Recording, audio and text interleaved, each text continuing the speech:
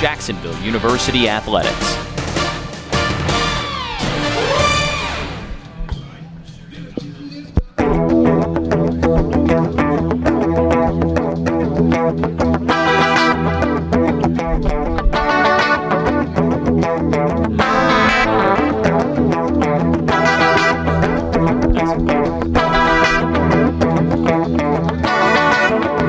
Sunday at the ballpark, John Sessions Stadium, with a series on the line between Jacksonville and Austin Peay. And Austin Temple takes the mound for Jacksonville today, pitching against nearly a named counterpart here this afternoon as he tries to set the tone for Jacksonville here on a beautiful and cloudless Sunday in Jacksonville, Florida, as the Dolphins look to bounce back after a tough loss yesterday, 11-7. Jacksonville saw its three-game winning streak come to a close with Austin Peay's victory. They erased an early deficit and came away with the win, tacking on insurance throughout the course of the afternoon before Jacksonville made a late rally that fell ultimately short, and the Dolphins trying to lock back in and get back to what was working over those previous three games that were all victories, and that is take care of the little things. Jacksonville's got to make sure that they're sharp executing pitches, sharp in the field defensively, and of course able to take advantage of some opportunities when they present themselves at the plate here today. Gino Avros, he has been the leadoff man all weekend for Austin Peay, and he climbs in to start things here this afternoon. Governor's in the black uniform tops here today as Austin Temple delivers, and the first pitch is grounded foul to the left side at 1:02 p.m. Eastern Time. We are underway.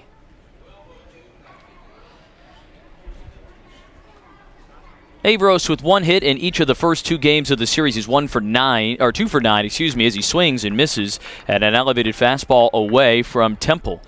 Temple, the reigning A-Sun pitcher of the week, looking to build off of a career-best performance last week. The 0-2, and that is lifted in the air out into right field. Duncan Hunter going back to his right and makes the catch on a jog for out number 1. Jacksonville defensively today a little bit different than it looked yesterday. The starting left fielder this afternoon, Langston Provitt, getting his first start of the weekend. Ruben Samayan, as per usual, in center. Duncan Hunter back to start in right, which he did on Friday night. The infield features a new third baseman, Anthony George, back at the hot corner with Dakota Jalila at short. Scott DeBrule at second base and Christian Coypel at first, with Jacob Southern doing the catching here today. The left fielder Griffin Rivers turns on the first pitch he sees and shoots it down the right field line. That's a foul ball by a matter of inches. Goodness gracious, that was nearly extra bases for Griffin Rivers as he took a pitch in on the hands and turned on it, and just a little too far, and I mean just barely too far out in front. Rivers, he has swung the bat fairly well here this weekend. He was a batting practice decision to get the start on Friday night. Went into the 9-hole, picked up a hit. Came in yesterday, moved up to the 2-hole, went 0 for 2, but did get on base a couple of times via walks as he takes a 92-mile-an-hour fastball for his strike on the outside edge. And the lefty bat is back in the 2-hole here this afternoon. Bases empty, 1 out. Rivers behind in the count, 0-2. Temple has gotten ahead of the first two batters that way as Rivers shoots one foul the other way and out of play. Fans are friendly reminded to return all foul balls to the Diamond Girls to receive a free item from Cheddar's. Already lost most of the baseballs that home plate umpire Rick Darby is working with today. He's calling for some more. And another 0-2. Swing and a miss as Temple elevated a fastball up and in, and he has his first strikeout of the afternoon for out number 2. And that is something that Austin Temple is certainly capable of, getting a lot of swings and misses. First baseman number 20, Ty Delancey.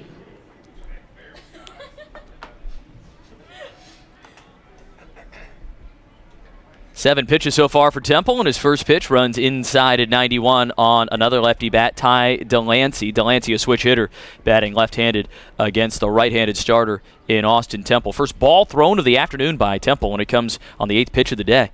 That's a good sign for Jacksonville. Hopefully he can keep that up. The 1-0. Tries to paint the outside corner, 89 a little bit out, and it's 2-0. Delancey went 2 for 5 yesterday. 2 for 4 the day before that as he pops up a foul ball straight back and makes it a 2-1 count. So 4 hits this weekend for Delancey, now hitting in the 3-hole. He had a nice day at the plate.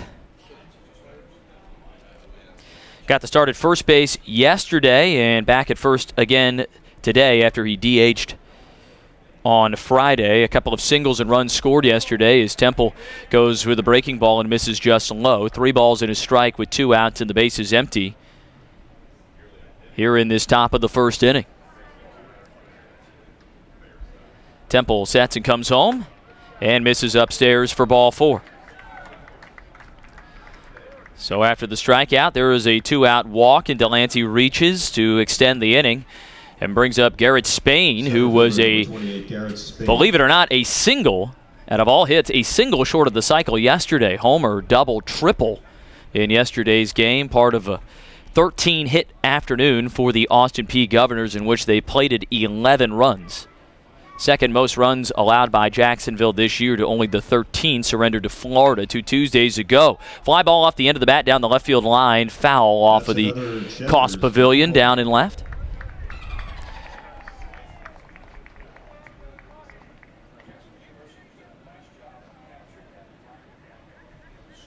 Runner at first with 2 outs here in the first.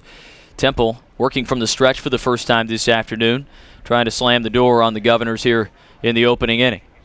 The 0-1. And that is fouled straight back. And it's 0-2 on Spain.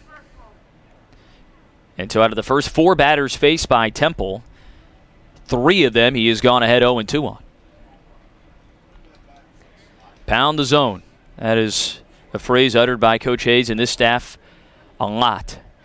And a big reason why Temple is here in this weekend rotation is because he can do it. 0-2, and he strikes out Spain looking on a big bender that Spain knew it. He had spun out of the batter's box and was walking back to the visiting dugout on the first base side before Rick Darby had even rung him up. Fooled on that pitch. An excellent one by Austin Temple for his second strikeout of the inning, and he strands a runner at first. We head to the bottom of the first inning. First traps upcoming for Jacksonville. Ruben Samayan, Scott DeBrule, and Anthony George lead it off. You're listening to Jacksonville University Baseball from Van Wagner on the Jacksonville Dolphins Radio Network. This is Jacksonville women's basketball head coach Darnell Haynes. Shenatry Chiropractic is a proud sponsor of JU Athletics. Located east of downtown in the Arlington neighborhood, Shenatry Chiropractic specializes in acupuncture for pain relief and sports performance. See how their quality chiropractic care can help you with back pain, neck pain, auto accidents, sciatica, and more. For more information about Shenatry Chiropractic, please visit CHANATRYDC.com. Shenatry Chiropractic. What do LeBron James, Mark Wahlberg, and JU's own Russell Knox all have in common? They're improving their athletic performance thanks to cryotherapy. Now you too can recover like the elite athletes at Cryotherapy Jax. It's Jacksonville's premier recovery center, providing cutting-edge therapy treatments including whole-body cryotherapy, Normatec, and red light therapy. For more information, check out cryotherapyjax.com.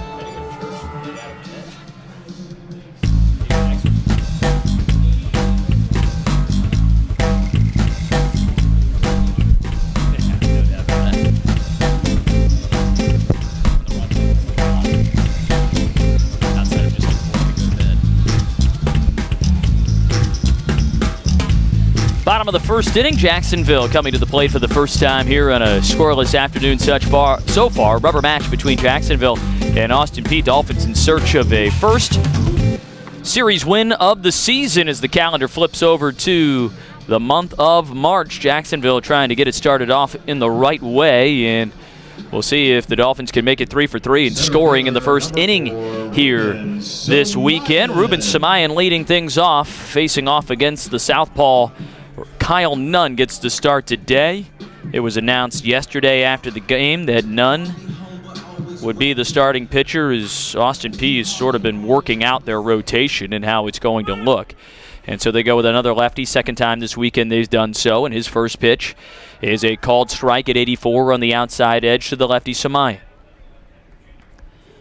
Nunn hails from Louisville, Kentucky, a transfer from Chattanooga State Community College, attended Eastern High School in Louisville as he misses up and away at 83 to even the count at 1. 6'1", 191 is Nunn. The 1-1. Samayan watches the fastball miss down and away, dialed that one up to 87. Nunn making his 4th appearance of the year, his first start. His 2-1 pitch to Samayan is drilled back up the middle, backhanded deep in the hole at second base by Tipler. From the shallow outfield grass, he throws on to first and retires Samayan for out number 1. 1 gone, and here comes Scott DeBrule. Nunn, now 8 innings of work this season. He has allowed 8 hits, 3 runs all earned, 3 strikeouts, 2 walks coming into today. Opponents hitting .308 off of him. His ERA sitting at .352 in the young 2020 season. First pitch to Scott DeBrule is down and outside for ball 1 at 87. DeBrule having another good weekend. He has 5 hits so far in this series in 8 at-bats. The 1-0 pitch is a called strike, nibbling the outside corner at 86. DeBrule entering today with a team best .455 batting average. The 1-1 off the end of the bat over to the Jacksonville dugout foul. Kicks over to third base coach Ross Steedley, who's up with it, examining that baseball. Says, nah, I'll keep that one out of the rotation. Ball and 2 strikes to Scotty.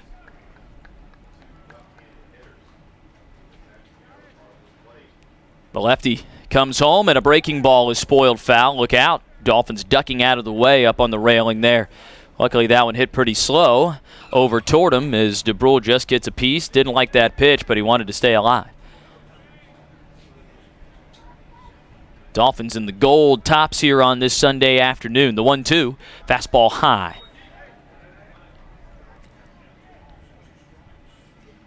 Temple has elected to go gold top so far in all of his starts this year. The starting pitchers get to make the call here at Jacksonville University. The 2-2. Breaking ball that is bounced off of the plate of Baltimore, chopped back to the mound, fielded by Nunn. High throw on to first, but a good stretch by Delancey, reaching up into his right. Keeps the toe on the bag, and DeBrule is retired 1-3 for out number 2 here in the first. Third baseman number 22, Anthony George. Base is empty, 2 outs for Anthony George. George had the day off yesterday. First time he has not appeared in a game, not started a game for Jacksonville this season, after he caught on Friday night back at third base here today, where he'd been the 3 games prior to that. First pitch he sees, he belts this one out to deep left field. Is it staying fair? No, hooks foul.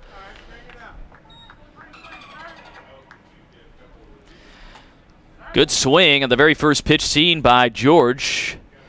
Just bit it out in front.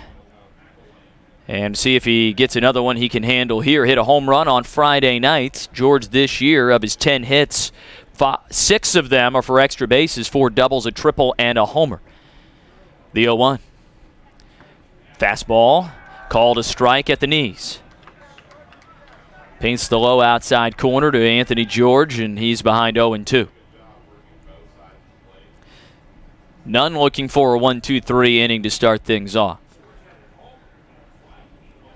Mentioned Jacksonville has gotten on the board in the first in each of the first 2 games of this series. The 0-2. And that's a breaking ball that is hammered out into left center field. Spain has a beat on it, gathers himself, and makes the catch for out number 3. Dolphins put the ball in play 3 times, but all 3 of them turn into outs. We are through 1 here in Jacksonville. Scoreless between the Dolphins and the Governors. We head to the second. You're listening to Jacksonville University Baseball from Van Wagner on the Jacksonville Dolphins Radio Network. Calling all little Dolphin fans, the Duncan Kids Club is back for the 2019-2020 season. This year you have the option to choose between our 2 memberships, the Dolphin Free Membership and the VIP Dolphin Club.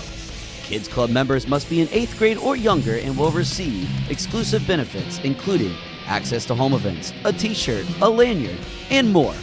To learn more about membership benefits and to sign up, check out our Fan Zone tab on JUDolphins.com.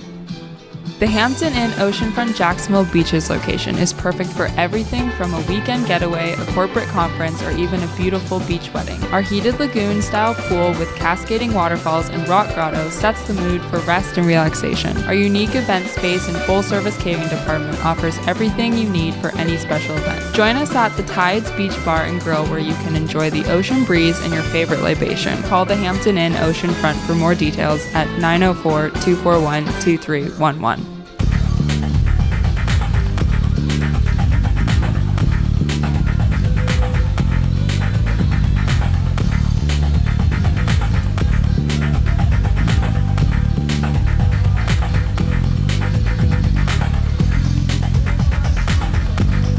Top of the second inning, no score yet between Jacksonville and Austin Peay in this rubber match on a beautiful Sunday afternoon in Jacksonville. Temperature in the high 60s here today.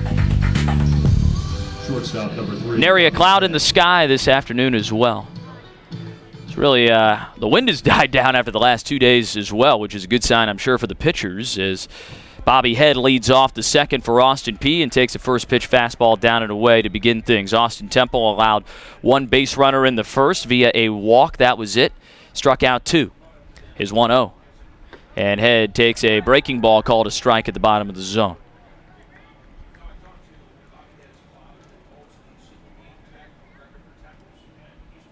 The 1-1, and Head takes another pitch, this one a little bit low, as Temple tried to locate the same breaking ball right at the bottom of the zone and just missed with this one. 2 balls and a strike to Head, starting shortstop for the third straight day for the Governors. 2-1 pitch is a fastball high and away. 3-1, the count to Head, who had a hit in 2 at-bats yesterday, went 1 for 4 on Friday. 3-1 pitch, in on the hands, high in the right side, foul territory. Long run for the second baseman, DeBrule, who makes a leaping catch just beyond the dugout on the right side. DeBrule calling off Coypel, said, I got a better handle on this one, and then at the last second had to jump and reach back to his left to make the grab for round number 1. Dolphins steal one there for the first out of the inning.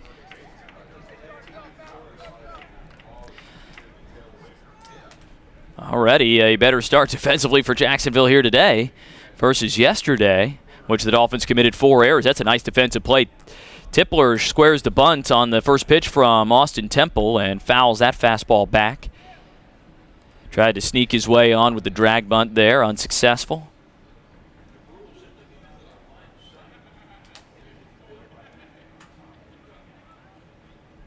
Temple sets his 0-1, and Tippler backs off the plate on a fastball in, a ball and a strike now to the second baseman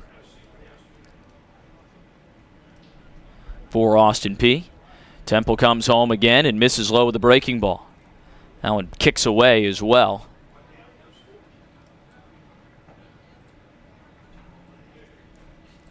Two balls, 1 strike to Tippler. Fresh baseball for Austin Temple, who takes a moment before climbing back onto the rubber, sets and deals, and Tippler rolls one over to the right side. Off 2 hops into the glove of Scott DeBrule, sidearms on to first, and there is out number 2 here in the second. Right fielder number 8, Skylar Luna. Brings up Skylar Luna, the right fielder. Luna 1 hit so far this weekend, 7 total at-bats, as he has started all 3 games in right. He swings it right-handed, bases empty, 2 outs, and the first pitch is right at the belt at 91 miles an hour for a strike.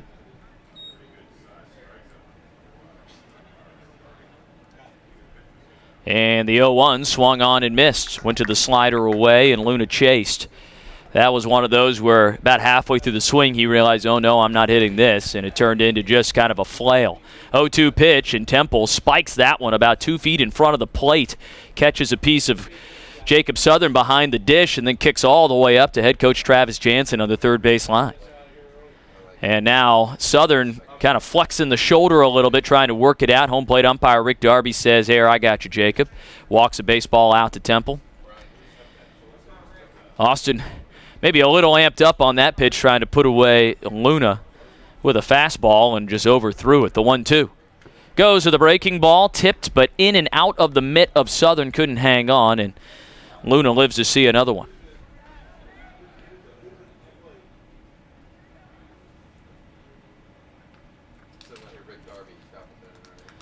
The 1-2 swung on and missed upstairs, and that ends the inning. A third strikeout of the ballgame for Austin Temple, and he sits him down in order. We head to the bottom of the second inning.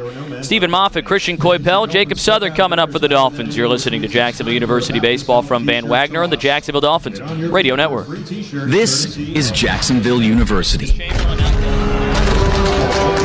It's not just a perfect place for sunny waterfront beauty shots. Although, here, you choose the future you want. How? By defining it yourself.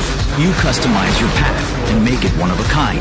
You want to build a future where you decide what impact you make? You want to create a life that's limited by nothing but your own ingenuity?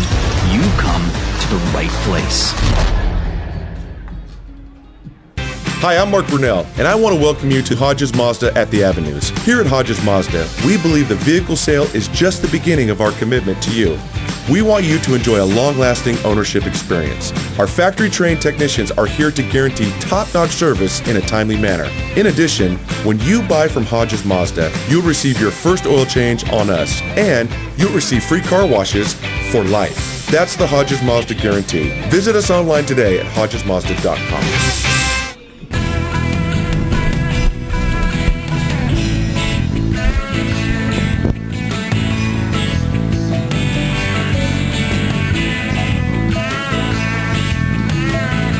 Stephen Moffitt leads off the bottom of the second inning for Jacksonville. No score yet between the Dolphins and Austin Peay Governors in this series finale on this Sunday.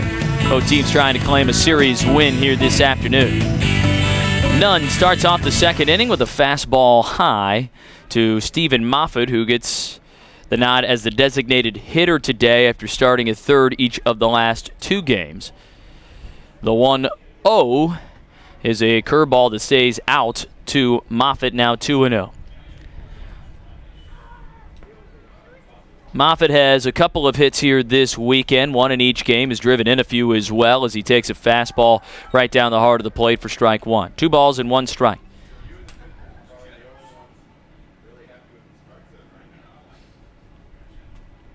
Two-one pitch to Moffitt is high and outside, and Moffitt trying to give Jacksonville a base runner here early. We saw walks really play an impact on yesterday's game. Both teams, both pitching staffs had a hard time keeping guys off the base for free. The 3-1 is inside for ball 4. Moffitt froze a little bit there, waiting for maybe a strike 2 call that never came on a breaking ball that stayed in on the Jacksonville DH, and he walks to lead off the second. And this is something that Jacksonville had a lot yesterday. Leadoff men on via walks weren't able to take advantage of it as much as they would have liked.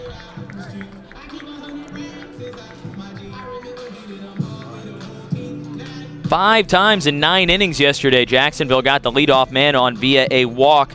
That runner came in to score just twice.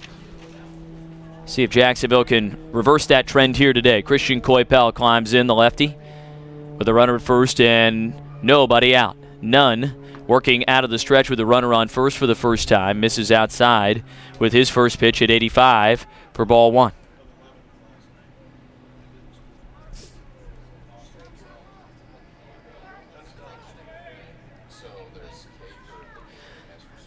Moffitt takes his lead off first.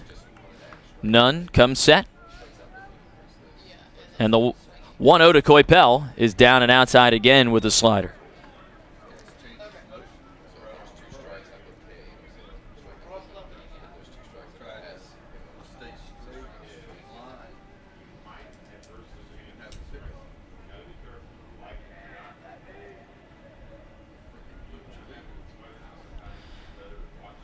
Moffitt takes his lead again, a pretty good one, and there's the pickoff move, and Moffitt back in standing up, but that was closer probably than he would have liked, as the tag applied right on his back. And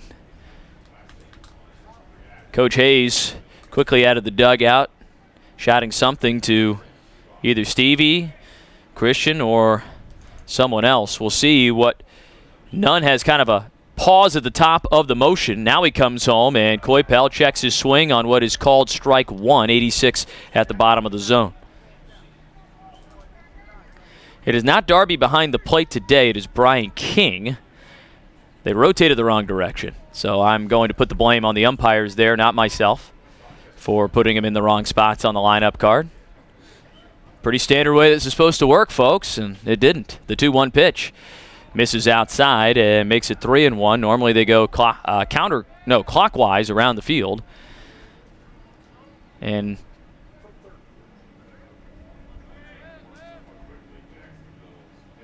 did not see that here. Darby still at first after he was at first yesterday as well.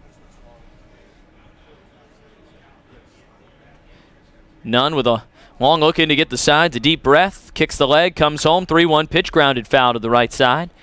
And the count loads up for the first time today.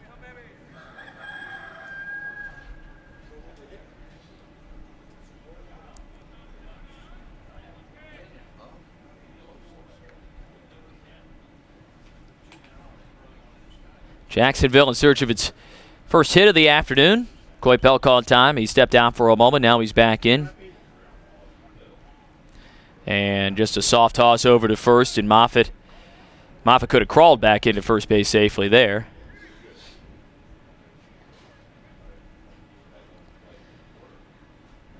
Leppy hitting .206 coming into today, a team best, a Sun best 11 RBI.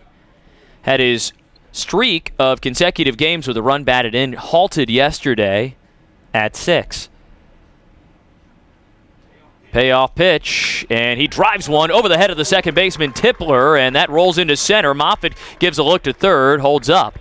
And Jacksonville with his first hit of the day, a single from Christian Coypel, puts runners at first and second with nobody out. And here comes Jacob Southern. And this is where Jacksonville had a hard time yesterday executing. They got runners on first and second a couple of times and were unsuccessful attempting to bunt the runner over both times in yesterday's contest. And now the question is, Jacob Southern, not necessarily a guy you see bunt very often, but everybody in this lineup is usually expected to be able to do it when called upon. So is Southern asked to put down a sacrifice here?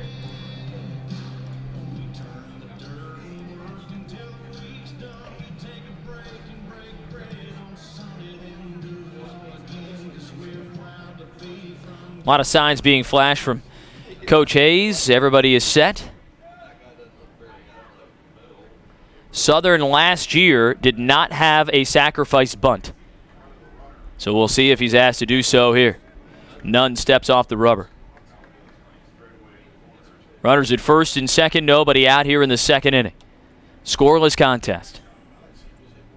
First pitch to Southern does not show a bunt and is hit on top of his left foot to load him up.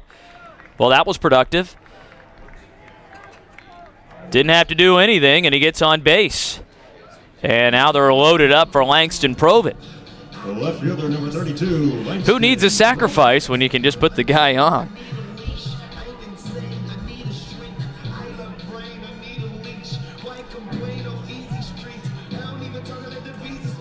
So Langston Provitt making his first start of the weekend. Did not appear in yesterday's game. Did come in as a pinch hitter and struck out on Friday night. Provitt, in his 7th start of the year, 8 game he has played in for Jacksonville. 4 for 19 on the year with an RBI. First pitch he sees with the bases loaded and no outs, and he sends this one past the shortstop head into left field. 1 run scores, and an RBI single for Langston Provitt gives Jacksonville the first run of the day. Provitt with an aggressive approach at the plate, took the first pitch he saw, turned on it, and drove it into left. I thought maybe just the angle we had. I thought Head, who was 6'6" at short, might have had a shot at that one initially, but he just sort of flashed the glove up there. And that one carried over his head and into left. And the inning, still nobody out. Jacksonville leading 1-0. Coypel down to third, Southern to second, Provitt at first, and here is Duncan Hunter. Started on Friday night, doubled in the first inning. His lone hit of the season so far. First pitch from Nunn is a curveball that bends in for a strike.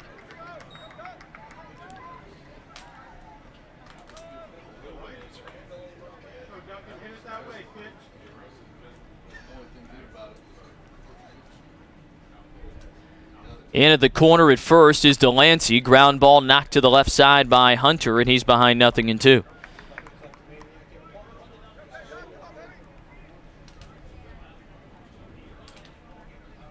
Jacksonville scoring first.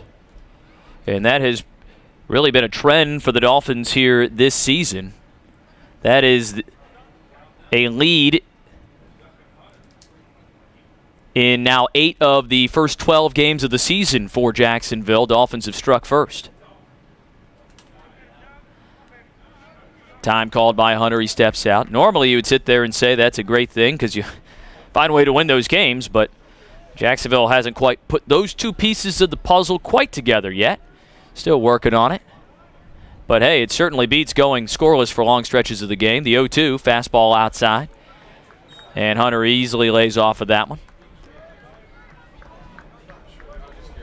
If you're the pitching staff too, you'll love to see it. Trent Palmer mentioned it on Friday night. Man, you get a lead early, you can go out there and just attack hitters and kind of just throw your game at that point. It's less stressful, less of a, I got to paint corners. You give up a double, it doesn't really matter, especially if you got a multi-run lead. 1-2 pitch, breaking ball fouled off. Hunter able to stay back on that one to get a piece, but nothing more. Bases are loaded. Jacksonville has already pushed across 1 run here in the inning.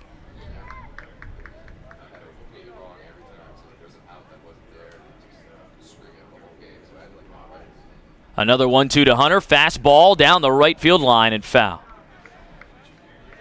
He's fouled off a couple here in this plate appearance. The count remains a ball and 2 strikes. 6th pitch of the at-bat upcoming to Hunter. He's trying to make Nunn work here.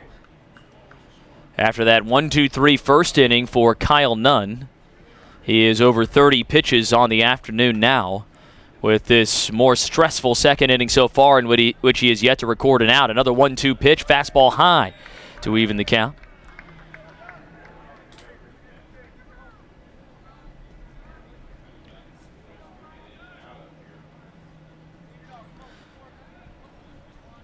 Hunter, a power bat at the bottom of this order for Jacksonville.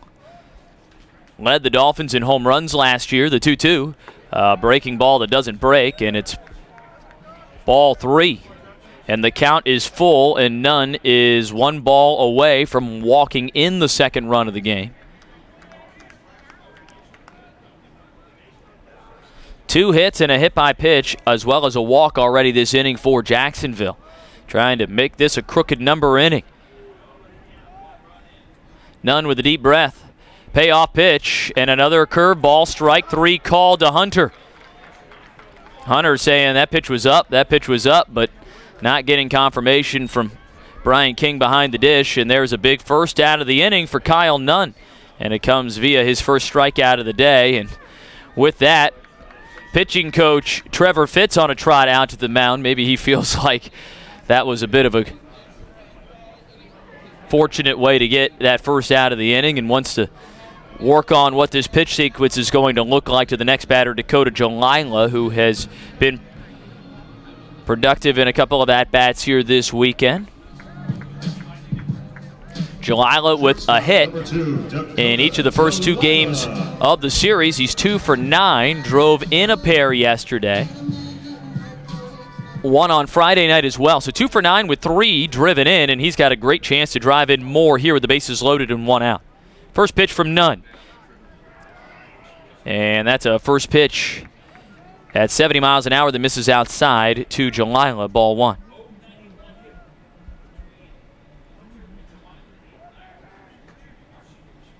The 1-0. There's another curveball. This one called a strike to Jalila. And that's one where Jacksonville, first time through the order, kind of getting a feel for that pitch, but man, it is just sitting there. And I feel like you could take that the other way if he keeps throwing it. Ground ball down to third. That is a foul ball by a few inches to the left of the bag at third base. Coypel hopped over it on the third base line as Jalila turned and ripped that one to the left side.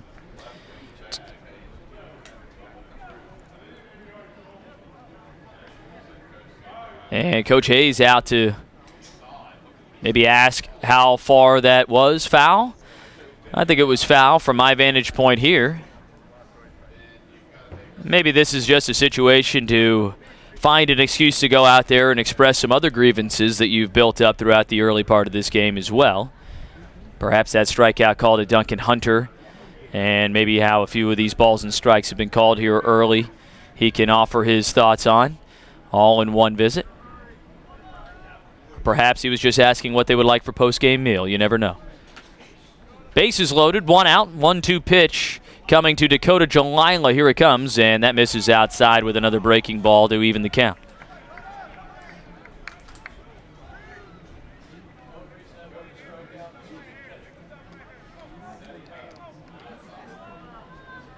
Coypel at third, Southern at second, Provitt at first, trying to come in to score after Jacksonville already leads 1-0 here in the second. With 1 out, the 2-2 to Jalila. Another breaking ball grounded to the left side. That gets under the glove of Averos into left field. They're waving Southern around third. No throw coming from Rivers. A 2 RBI single for Dakota Jalila. And Jacksonville leads 3-0. Well, it hasn't been a weekend that I'm sure Jalila would sit there and say, man, I have been great at the plate. But I tell you what, he has been productive. Any weekend where you can drive in 5 runs, you have to look at that and say, I've done my job at least a handful of the times I've been to the plate. And out of your 9-hole hitter, that is all you're asking.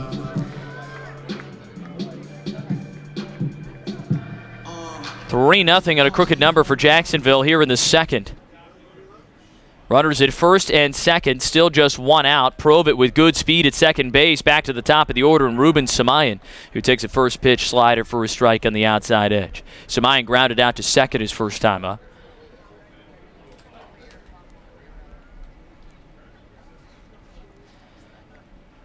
Infielders playing at the edge of the infield grass of the corners. Tipler holding the runner on at second base as a breaking ball misses outside, this time to Samayan to even the count at 1. They are shading Ruben toward left field right now as well. He is not a guy necessarily known to pull the baseball, but man, he's got a lot of real estate to the right side, both between first and second, and then the right side of the outfield is wide open. Open stance for Samayan. As he awaits the 1-1 from Nunn. Here it comes, and he goes off the end of the bat down to third. Averos from the edge of the infield grass throws down to second, and then Jalila collides with Tipler. Tipler gets the out, and he's able to break up the double play opportunity there as well. And now there's an argument as to whether or not there should be an out at first base as well on the collision at second base.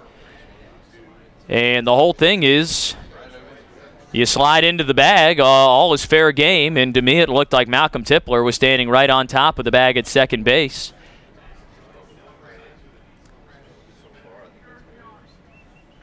And Jansen making the slow walk to converse with all 3 of the umpires. He chatted with King first, then walked to first to talk with Darby, and now he's making his way over to Ray Chamberlain, who's situated at second base here in this spot. As it stands, right now, runners at the corners with 2 outs after Jalila was forced out at second base, 5-4. And Jalila, in his slide into second base, broke up the double play opportunity by knocking down Malcolm Tipler.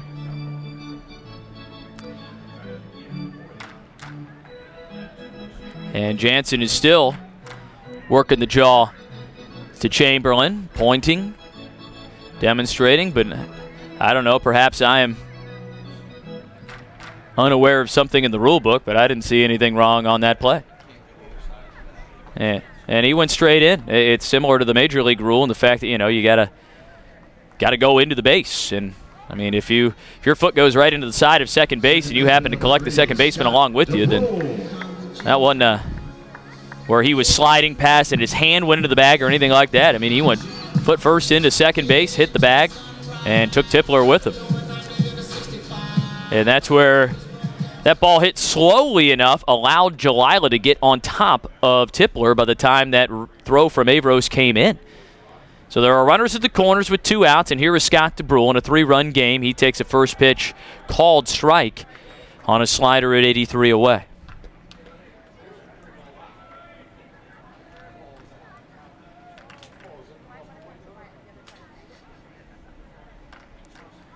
The 0-1. Fastball low to DeBrule, and it's 1 ball and 1 strike. Scotty trying to drive in another run here. He does not have an RBI yet here this weekend, despite his success at the plate. 5 hits in 9 at-bats. 1-1 pitch is fouled off on a slow breaker. Provitt at third base, scoring easily on a base hit if Scotty can come up with one here. And Ruben runs pretty well down at first to try and avoid any sort of a force as well.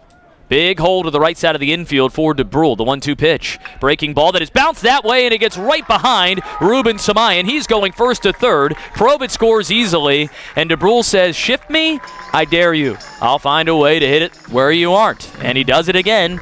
Another hit for Scott DeBrule. That is his 6th of the weekend, and he picks up his first RBI on a bouncing single to right field. 4-0 Jacksonville. Number 22, Anthony George.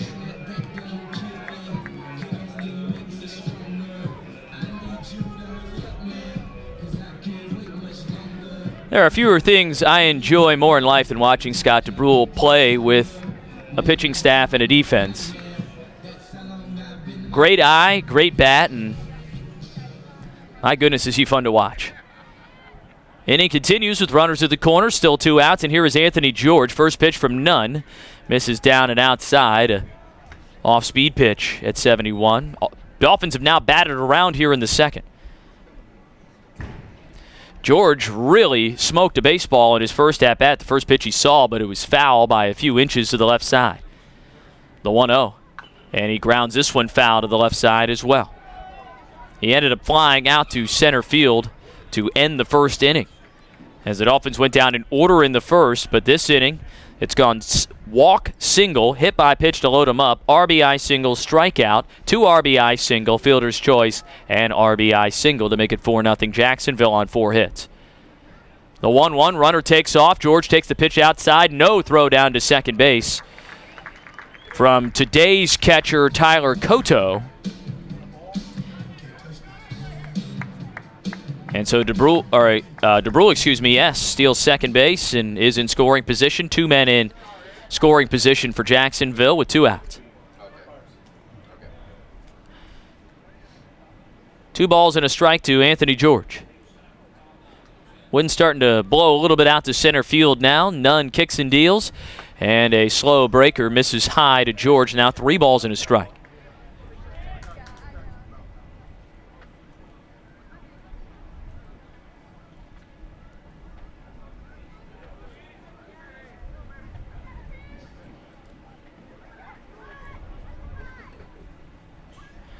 And another breaking ball that was so far outside that Anthony George had started to toss the bat and head down to first before the catcher Cotto had even caught it.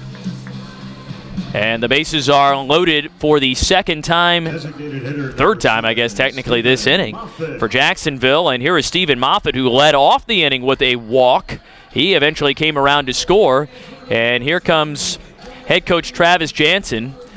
And that is it for Kyle Nunn, who goes 1 2/3 innings in the start here today. And a new pitcher coming in for Austin Peay, with Jacksonville leading 4-0 in the bottom of the second with 2 outs and the bases loaded. We'll let you know who the new governor arm is when we return. You're listening to Jacksonville University Baseball from Van Wagner on the Jacksonville Dolphins Radio Network. Folks, the First Coast has voted. Jacksonville Orthopedic Institute is proud to be chosen as Bold City's best in the orthopedic practice and physical therapy and rehab center categories. For the last 25 years, JOI has continually strived for the highest level of orthopedic surgery and rehab care. As the needs of the community evolve, so will they. That's why coaches, parents, and athletes choose JOI. Call them at JOI 2000 or visit JOI.net. Go where the pros go. Hi, I'm Mark Brunell, and I want to welcome you to Hodges Mazda at the Avenues. Here at Hodges Mazda, we strive to ensure a satisfying and comfortable car buying experience. Whether you're looking for a brand new Mazda or a pre-owned vehicle, we have a great selection to choose from. Hodges Mazda wants to provide you with peace of mind. If you find the same new Mazda for less within 3 days, Hodges Mazda will pay you the difference or your money back. That's the Hodges Mazda guarantee. Visit us online today at HodgesMazda.com.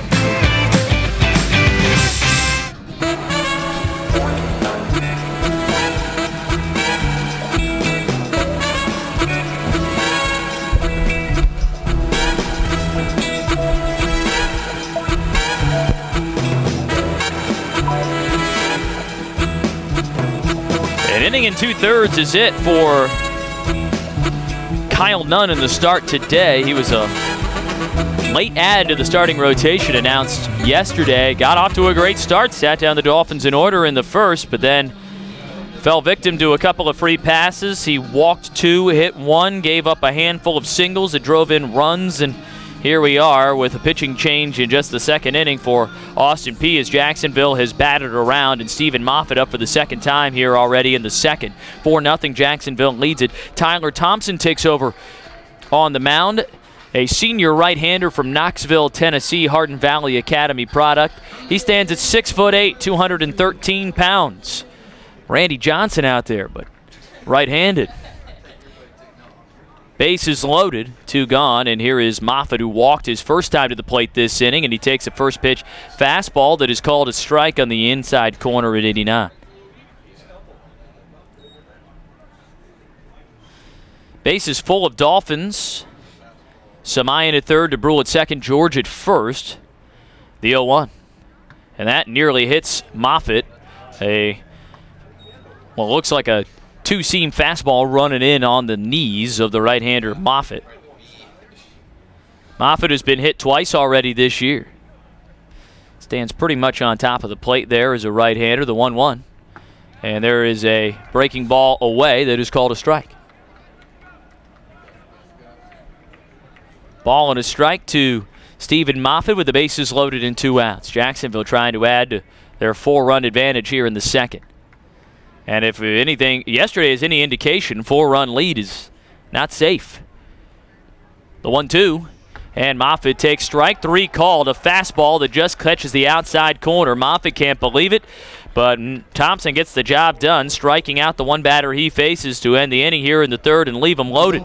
But Jacksonville, 4 runs, there was 4 hits, no errors, and 3 men left on with 4 runs on 4 hits there in the second, and lead 4-0 through 2. We're headed to the third. You're listening to Jacksonville University Baseball from Van Wagner on the Jacksonville Dolphins Radio Network. This is Stephen Lucy, team physician for Jacksonville University. Baptist Health and Jacksonville Orthopedic Institute are the team behind your team, serving as the official sports medicine provider for Jacksonville University. JOI offers a complete range of orthopedic care and rehabilitation services to keep the Dolphins on the field and in the game. Don't you want to go where the pros go? Visit JOI.net or call JOI 2000 for more information. To stay on top of your game, it's important to take good care of yourself. And that's exactly what Baptist Primary Care doctors specialize in, helping you know the score when it comes to your health. And with more than 1,400 physicians in our network, Baptist Primary Care is your direct link to all of Baptist Health. To establish a relationship with a Baptist Primary Care doctor near you, call 202-CARE. Baptist Health, proud to be the official healthcare provider for JU Athletics.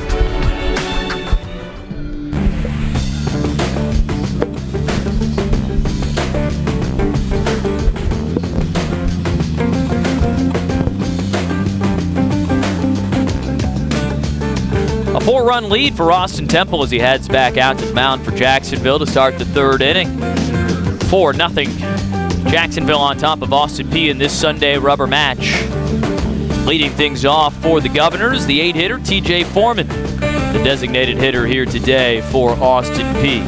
Temple had to sit on the bench for a long time there during the break. We'll see how that affected him. His first pitch to the righty swinging Foreman is shot through the hole at second base into right field. Foreman, he has made the most of his opportunity here this weekend. Pinch hit single on Friday night. Got the start yesterday as the designated hitter and went 2 for 4 and has his 5th hit of the weekend, or 4th hit of the weekend. Catcher, number 36, Here to lead off the third inning. That's the first hit of the day for Austin Peay.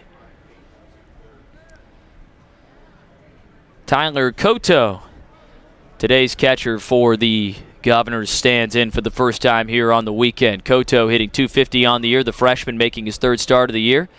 That .250 average breaks down to 1 for 4 as he takes a fastball high and away for ball 1 to begin the at-bat. Runner on first with nobody out. Big story in yesterday's game was the ability of teams to answer immediately after runs were put up by the other. Didn't take Austin Peay long to take the lead after Jacksonville jumped out in front as a pickoff move bounces off of the runner Foreman, hit his foot, and Coypel able to keep it close.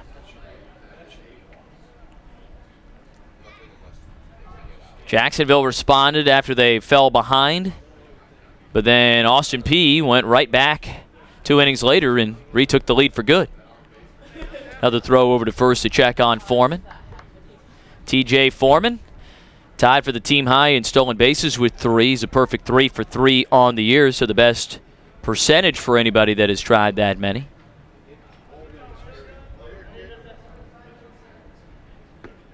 And there's a breaking ball that misses low for ball 2.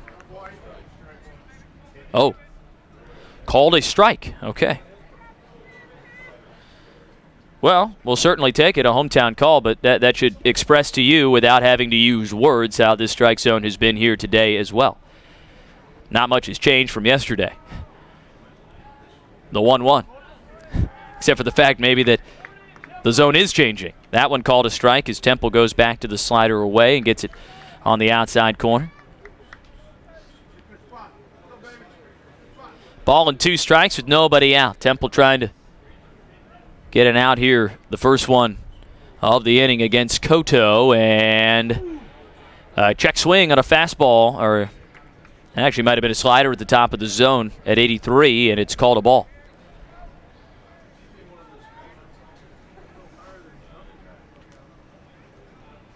Foreman takes his lead off first. Temple comes home with a 2-2 and buries one in the dirt that bounces off of the shin of Southern and rolls up the third base line, and Foreman able to take that one and advance down to second base on the wild pitch. Count goes full on that ball.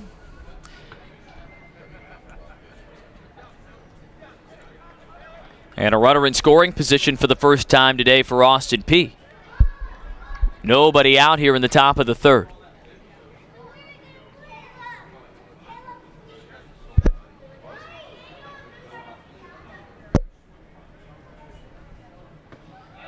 And that's ball 4 down low. So a single and a walk to start the third. And the top of the order comes back up, Gino Avros. Number 1, Gino Avros. And a chance for Austin Peay here in the third inning after they give up the 4 spot in the bottom of the second. Coming right back and threatening here against Austin Temple.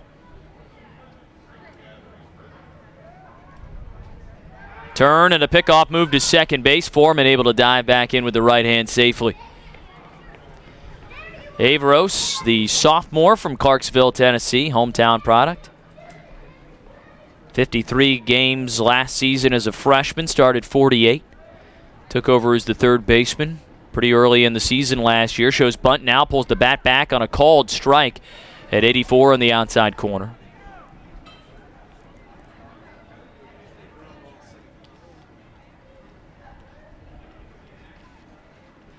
Avros, a .262 hitter last year, on base percentage of nearly 400 as he walked 35 times in his freshman season, displaying a good batting eye as a youngster.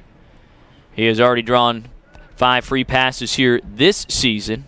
Entered this game hitting nearly 300, .298. Infield creeping in at the corners. The 0-1. Avros shows bunt again. Pitches up and away. The throw down to second base is offline. Jalila has to go out and snag it away from the bag at second, moving to his left, which allows Foreman to dive back in safely easily. Ball and a strike now to Avros.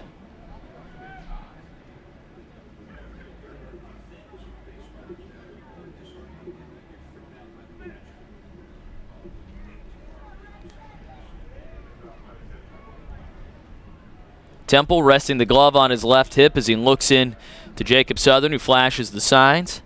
Now comes set. A glance back to second base is 1-1. Avros showing bunt again and gets it down the third base line. A pretty good one. And Southern trying to barehand it and go to third. Misses the baseball.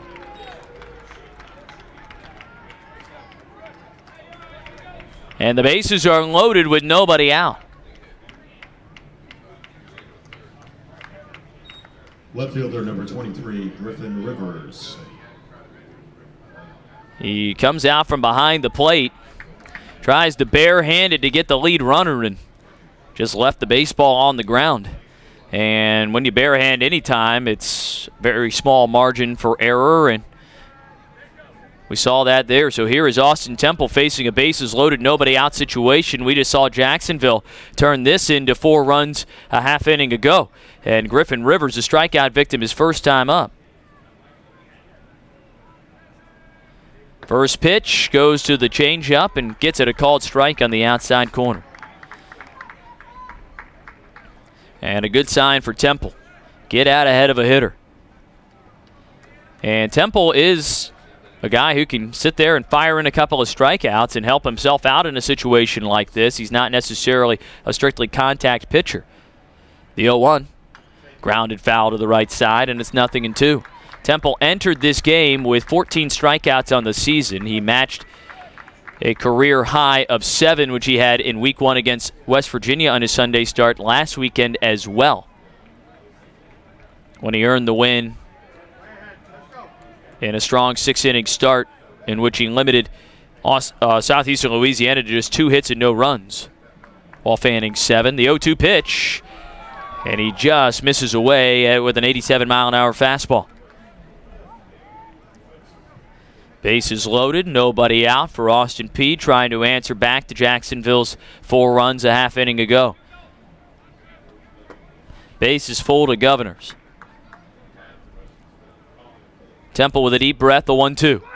Swing and a miss. Big strikeout there for Temple, who victimizes Rivers on another breaking ball. Second time he has struck out in this game. 4th strikeout of the ball game for Austin Temple.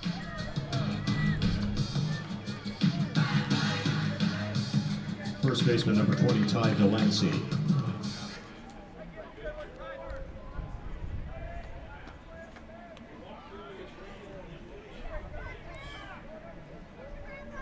Brings up Ty Delancey, the first baseman, who walked his first time up. First pitch he sees is down in the dirt at 86, blocked by Southern for ball 1. Bases still loaded, 1 out. Now Jacksonville a ground ball away from potentially getting out of this. Dolphins turned 2 double plays yesterday, both of the 6-4-3 variety, including one in the first inning that helped Jacksonville keep Austin Peay scoreless. There's a flare towards shortstop, caught by Jalila, racing to his left, and Delancey retired for the second out of the inning.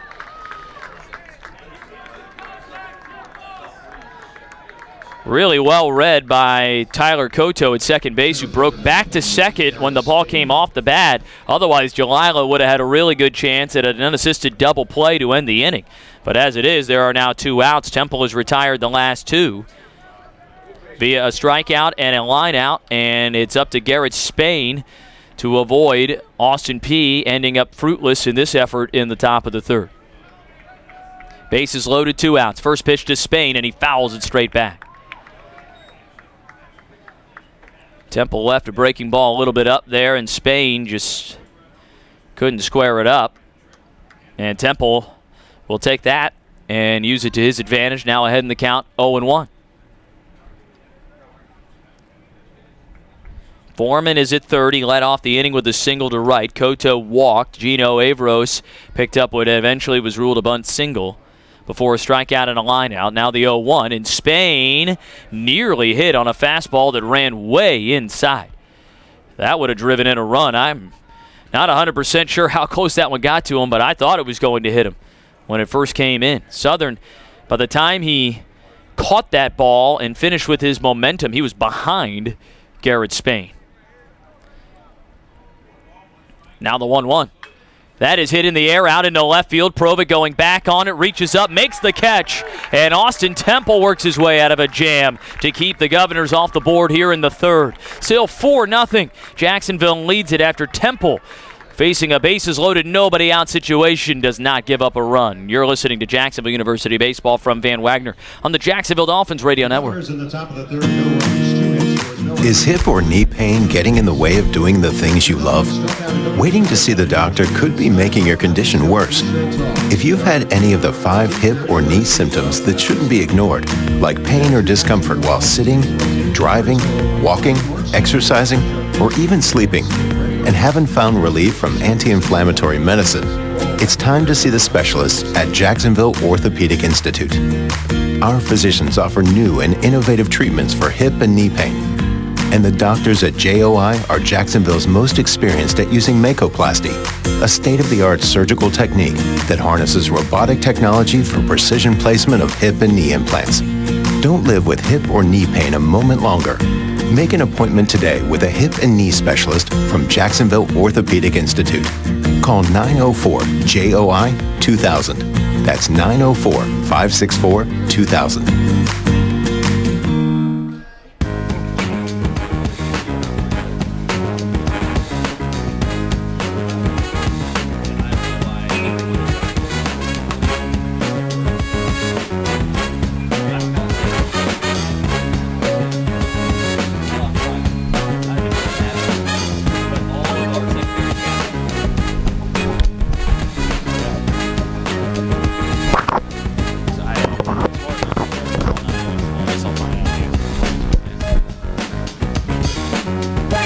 We head to the bottom of the third inning. Jacksonville leading 4-0 over Austin Peay. Austin Temple doing a great job of limiting, well, not even limiting, absolutely shutting down Austin Peay after they loaded up the bases on him with nobody out in the top half of this inning.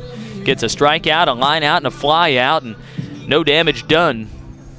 And Jacksonville can continue to enjoy its 4-run advantage. Here's Christian Coypel, singled his first time up to lead off the third against Tyler Thompson, who got the final out of the second inning, and he misses down and in to start the at-bat to Coypel.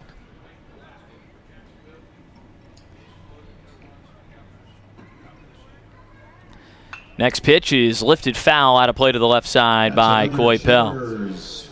Ball and a strike to the Jacksonville first baseman, who with his single here in the first inning is now 8 for 35 on the season. Continuing to tick that batting average up. The 1-1. Breaking ball in the air down the left field line, tailing foul, and it lands on over at the Cost Pavilion in the terrace seats. Now 1-2.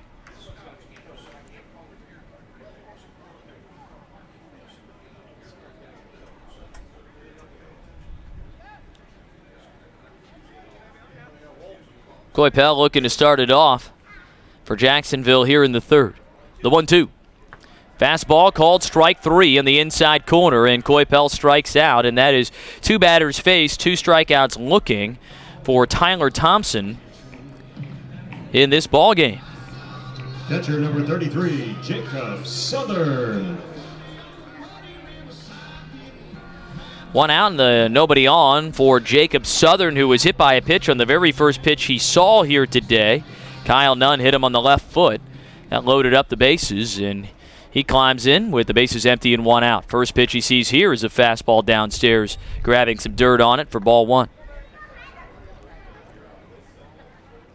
Southern yesterday launched his first long ball of the year, a 2-run shot in the ninth inning. It was a moonshot, the 1-0. And a fastball believed to have missed just a little bit low, maybe a little bit inside. Very close regardless, 2-0. Southern brought rain with his skyscraping home run yesterday as he fouls off a 2-0 pitch straight back to the wall. It was so high in the air that the left fielder who had entered the game as a defensive replacement that inning, Tyler Hubbard, lost it in the blue sky. And then the ball dropped just to the other side of the wall and left, the 2-1. Breaking ball in there for a strike. It's one of those where you never, I mean, the joke after the game for Austin Peay was you never want to see a ball leave the yard, but that was about the one that you probably wanted to see go out because it saved Hubbard too much embarrassment. And, of course, Austin Peay held on to win anyway. The 2-2, breaking ball again, and this one is blooped to the right side and narrowly missing the light pole situated above the visiting dugout and drops foul. These lights have been through a lot over the years. We'd like to see most of them not get damaged here by foul balls this year if we can avoid it. But, of course, that is always wishful thinking at a ballpark. 2-2. Hit on the ground, hard to the right side, and it sneaks into right field for a base hit. Jacob Southern going the other way for a one-out single. Left fielder number 32, Langston Provin. Southern now has a hit in every game this series.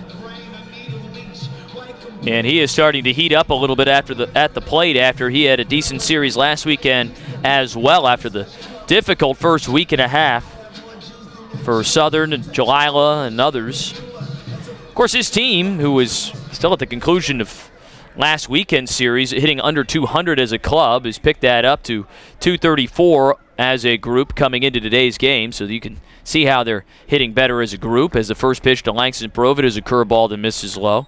Jacksonville has double-digit hits now in 4 consecutive games.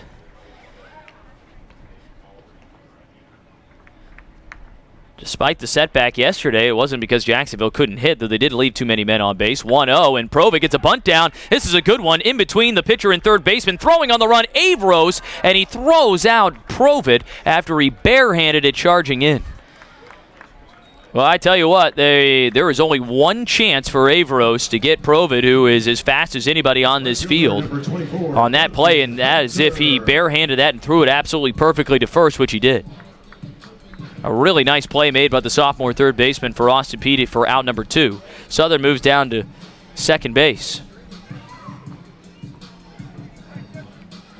It looked really good, too, because of the fact that the right-hander Thompson falls off the mound to his left, so he was away from the baseball there.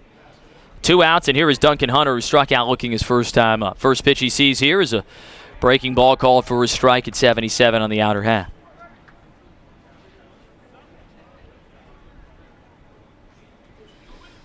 So 2 outs on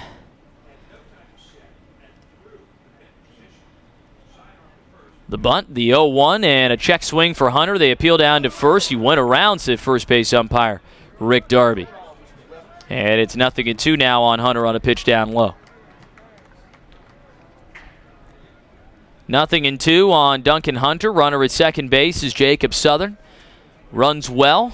Could score on a base hit if Hunter can come through. He fell behind 0-2 in his last at-bat, too. Ended up working the count full. Saw 8 pitches before the at-bat ended. 0-2 pitch.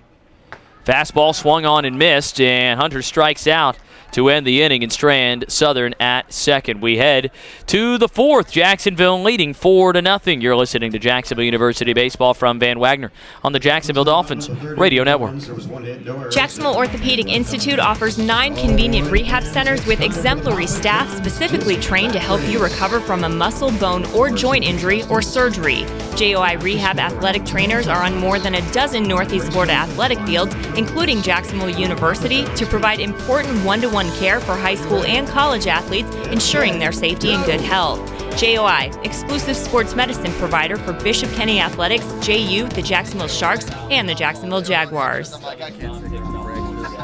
With over 25 years of insurance-related auto accident and personal injury experience, the law offices of George Hunter, PA have the experience and knowledge when you need it most. For others, it's just business. For us, it's personal. Call us today at 1-833-221-HURT. The law offices of George Hunter, PA, a proud partner of Jacksonville University Athletics.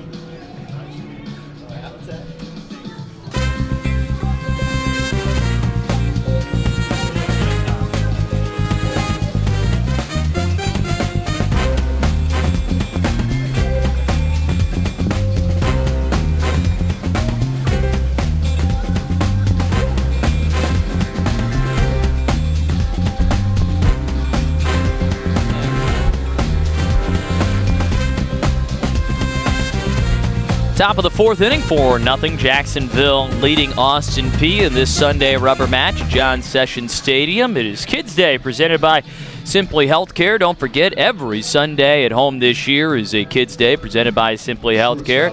Kids get in for free, get a voucher for a free hot dog and frozen treat at the concession stand. Bounce houses for them to play on behind the right field wall, and they also get to run the bases after the game. So come on out to John Sessions Stadium this year. Bring the kids out on a Sunday. Boy, today is a perfect day for it as Austin Temple starts off the inning with a strike called to Bobby Head. Comes back home and misses away at 84 this time.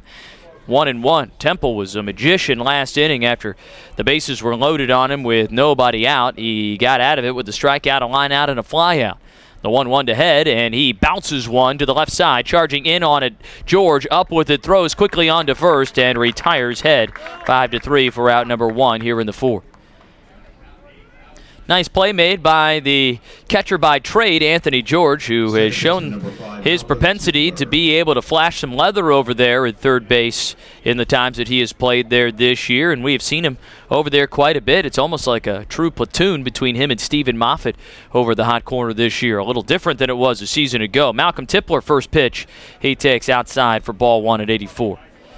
Last year it was the Angel Camacho show at third base, and the 3 years before that, or 4 years really before that, Sam Armstrong really had a lockdown on it. The 1-0 bounced to the right side off one high hop. Christian Coypel gloves it, says, I got this one myself, and then takes a couple of steps over to touch the bag at first for out number 2. Right fielder number 8, Skylar Luna. 2 quick outs here in the 4th, and here comes Skylar Luna 0 for 1 today with his strikeout. So you could say that Jacksonville has been blessed with the production at third base before Armstrong, as the first pitch into Luna, misses low at 85 for ball 1. Jacksonville had an All-American down there in Scott Schaub, who was not supposed to be the regular third baseman. But Drew Luther got hurt early in the season as the 1-0 pitch is located at the knees at 84 for a strike. The opening weekend, Luther goes down with a foot injury, lost for the season. He was scheduled to be the everyday third baseman as this one is fouled out of play to the right side. Or at least the regular third baseman maybe would shift behind the plate to give Braddock Rowe a rest every once in a while. And then Scott Schaub, the senior, would step in relief. But then Scotty steps up, ends up hitting over 400 on the year, and ends up an All-American. 1-2 pitch, swung on and missed. An excellent breaking ball from Austin Temple. That is his 5th strikeout already of the game, and he sits down the Governors in order in the 4th. We head to the home half. Jacksonville on top 4-0. Dolphins bringing Jalila Samayan DeBrule to the plate when we return. You're listening to Jacksonville University Baseball from Van Wagner on the Jacksonville Dolphins Radio Network. Your local Napa Auto Care Center is independently owned, operates by a written code of ethics, and provides service you can trust. Put your vehicle in the care of ASE certified technicians in your neighborhood. They're backed by Napa. Quality parts, national warranties. That's Napa know-how. Your Napa Auto Care Center might just be the treated me fairly, I love those guys place you've been looking for your vehicle. Stop by today at jacksnapa.com. Well, I had to get a job today. The fishing life just didn't pay. Nos and Seabass figured out what freezing fresh was all about. So now we've laid our boats to rest and raise a toast to Seabass. Seabass, Seabass, you just won't find a fresher catch. Seabass, Seabass, darn fine seafood frozen fresh. Seabest is frozen at its freshest and brought to you by Beaver Street Fisheries. There's seafood, then there's Seabest.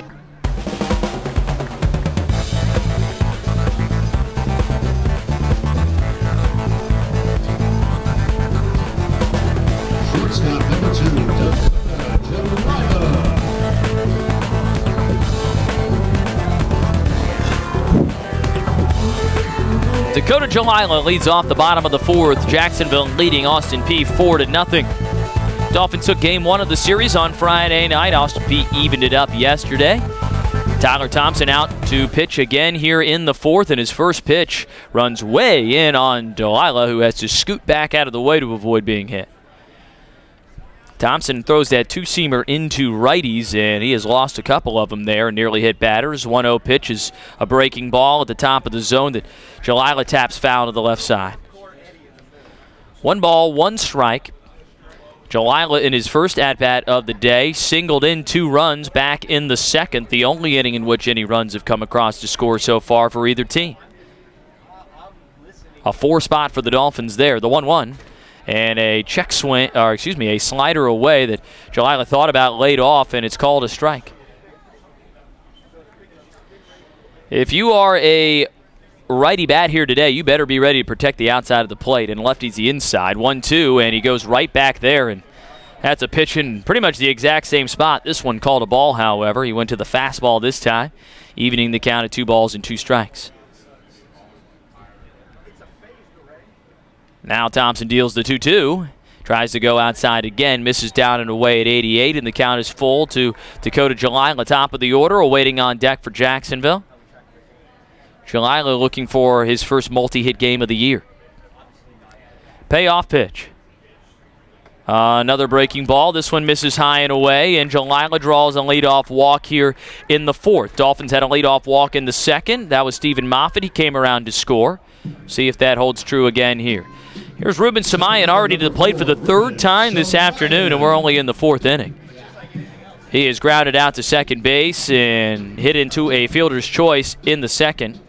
Was stranded at third when a strikeout from Thompson ended the inning.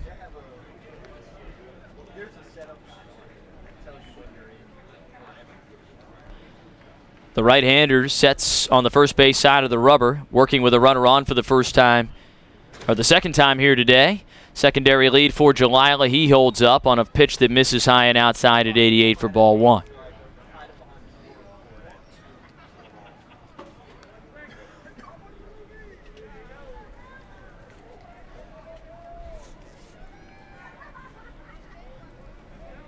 Thompson sets, comes home with a 1-0.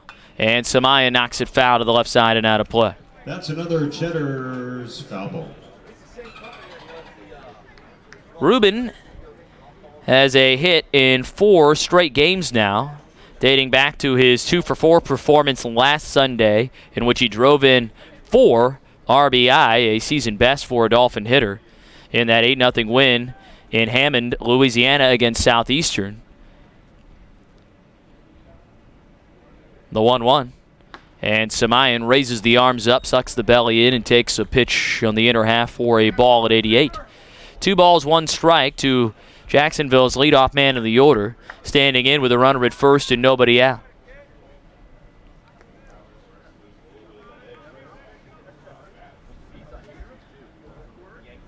Thompson, who has been a starter here in the early part of the season, his first appearance out of the bullpen this year. Runner takes off on a 2-1, swung on and fouled by Samayan. He just got a piece of it.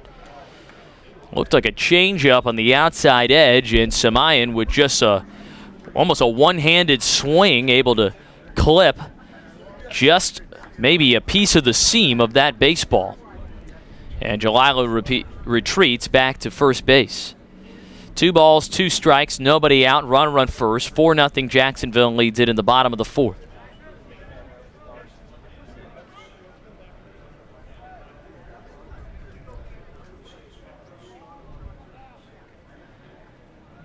Thompson gets the signs from Koto, comes home, and Samayan bounces this one off the mound, fielded by Head. He tosses underhand to Tipler, relay on to first, dug out by Delancey for a 6-4-3 double play. Good job by Head. He broke to his left at first. That ball hit the mound, changed trajectory a little bit, and he was able to put on the brakes and ended up right in his belly to turn the double play. Number 3, Scott. 6-4-3, and it goes from a runner on with nobody out to nobody on with 2 outs.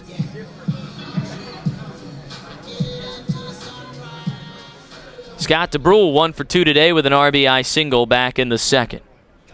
First pitch from Thompson, and it's a fastball at the knees for a strike at 88.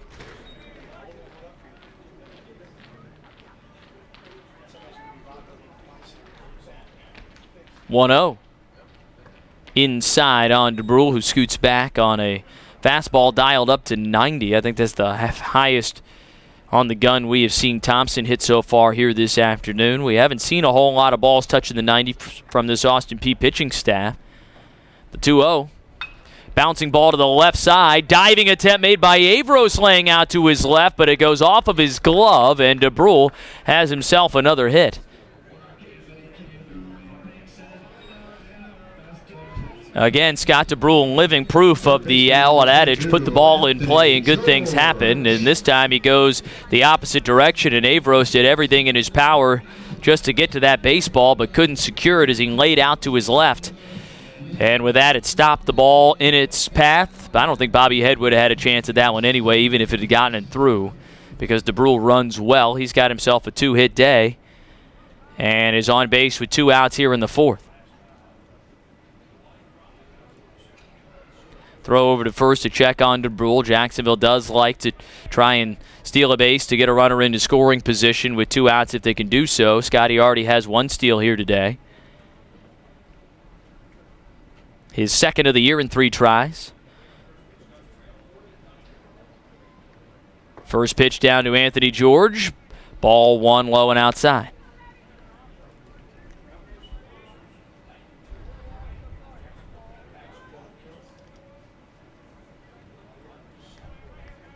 I know it's hard to believe, and by that I'm being sarcastic, but Scott DeBrule has himself his 7th multi-hit game of the season already. This is game number 12.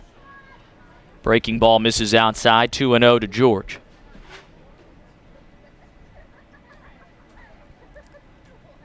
Had 4 hits on Friday night. First Dolphin with 4 hits in a game since Jalila did it in the A-Sun Baseball Championship last year. Now has 2 hits here today. A pitch up and in on George that he limbos out of the way of, and it's 3 balls and no strikes to the Jacksonville third baseman.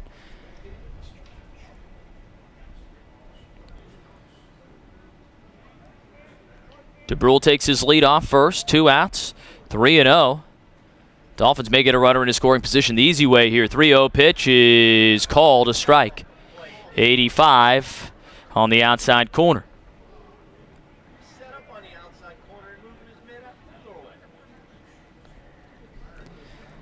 Like I said earlier, if you're a righty and that pitch is going away from you, you better be ready to protect because that outside strike being called all afternoon here today. 2 outs, 3-1, and a check on DeBrule, who dives back in under the tag safely.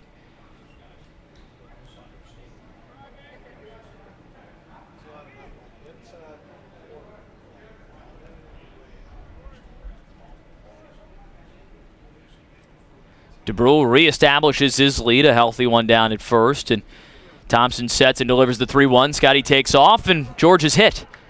That one caught him right on the left shoulder blade as he spun out of the way. Second batter hit today by an Austin Peay pitcher, first by Tyler Thompson. Designated hitter number 7, Stephen Moffitt.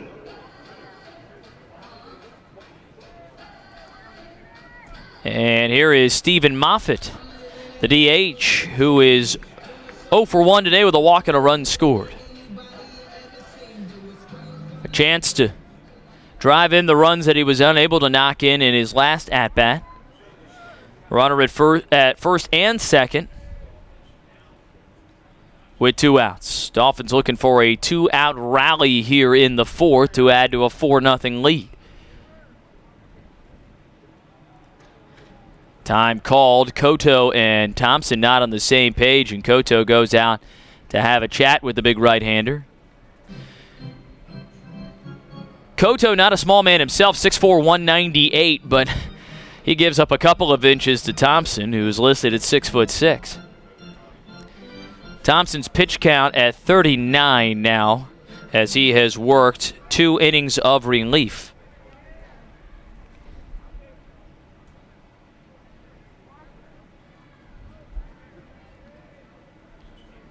First pitch to Moffitt and a bouncing ball. This could be trouble in between the pitcher and the third baseman. Thompson fields, throws low to first, and it kicks away from Delancey. Rounding third and heading home, DeBrule scores. Holding up at third base, Anthony George. And a run scores to make it 5-0 Jacksonville.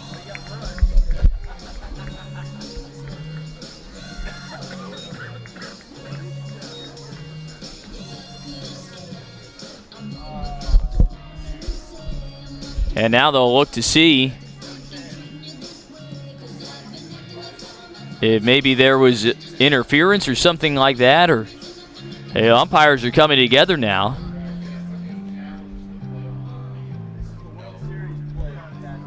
As they have gathered, the umpires have down the first base line.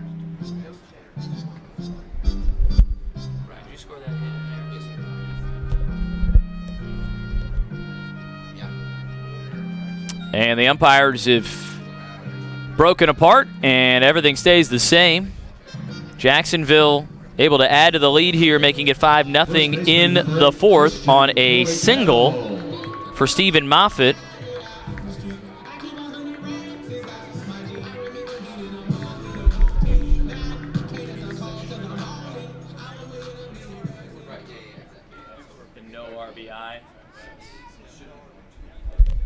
No RBI for Moffitt, as it would have been bases loaded in that situation if it had not been for the throwing error on Thompson. As his first pitch to Christian Coypel misses low at 77. So that officially goes down from a Moffitt infield single. DeBrule scores on the low throw to first that Delancey wasn't able to dig out from the pitcher Thompson. Down to third on that play as well, Anthony George. Runners at the corners with 2 outs, and here is Coypel trying to add to Jacksonville's lead. He's 1 for 2 today with a single, a run scored, and a strikeout. The 1-0. Breaking ball bounced high to the right side, right at Delancey, who takes 1 step to his left and steps on the bag to end the inning. But Jacksonville gets 1 more on the throwing error from the pitcher Tyler Thompson after an infield single from Stephen Moffitt. It is now 5-0. Jacksonville on top. You're listening to Jacksonville University Baseball from Van Wagner on the Jacksonville Dolphins Radio Network. This is Jacksonville women's basketball head coach Darnell Haynes. Sinatry Chiropractic is a proud sponsor of JU Athletics, located east of downtown in the Arlington neighborhood. Sinatry Chiropractic specializes in acupuncture for pain relief and sports performance. See how their quality chiropractic care can help you with back pain, neck pain, auto accidents, sciatica, and more. For more information about Sinatry Chiropractic, please visit CHANATRYDC.com. Sinatry Chiropractic. What do LeBron James, Mark Wahlberg, and JU's own Russell Knox all have in common? They're improving their athletic performance thanks to cryotherapy. Now you too can recover like the elite athletes at Cryotherapy Jax. It's Jacksonville's premier recovery center, providing cutting-edge therapy treatments including whole-body cryotherapy, Normatec, and red light therapy. For more information, check out cryotherapyjax.com.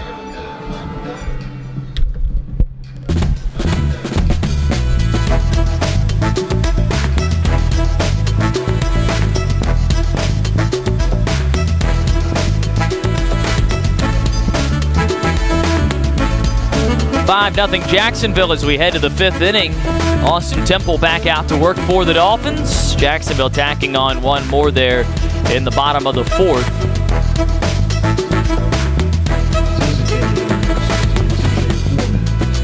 8-9-1 in the Austin Peay order due up here this inning. TJ Foreman has 1 of the 2 Austin Peay hits here today off of Temple.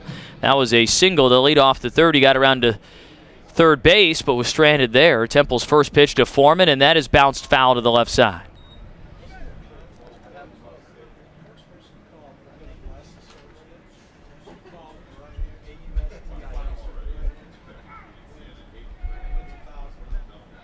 Nothing in 1 on Foreman, who has himself a handful of hits here in this series. Calls time and steps out. He has 4 in 3 games, was a pinch hitter in the first game of the series. The 0-1, high in the air, out to right field, going back on it. Hunter stops, settles underneath, and makes the catch for route number 1, a few paces in front of the warning track out and right. 1 gone here in the 5th. Number 36, Tyler Koto. Austin Temple has sat down the leadoff man at 4 out of the 5 innings here so far today. Here is Tyler Koto, the catcher. He does not have an official at-bat today. Walked in his lone plate appearance. First pitch swinging, hard hit ground ball down to 3rd. Off 1 hop, George gloves it, throws on to 1st, and gets the 2nd out of the inning there. 2 outs on 3 pitches for Austin Temple here in the 5th, and the order flips over for the 3rd time this afternoon for the Governors. Gino Averos, who is 1 for 2 with a bunt single back in the 3rd, climbs in.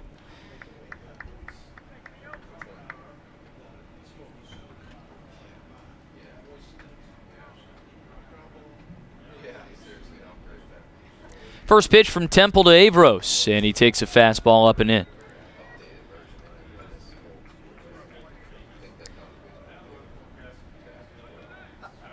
Temple has worked 6 in each of his first 2 games of the season, first 2 starts of the season, as he misses upstairs with a breaking ball. 2 balls and no strikes. Trying to get through the 5th inning here. He already has 2 outs recorded. He has thrown 63 pitches so far today, most of those coming in that somewhat laborious 3rd inning. The 2-0 pitch, high again, this time at 81, 3-0 to Averos. This matches the pitch total this inning for Temple.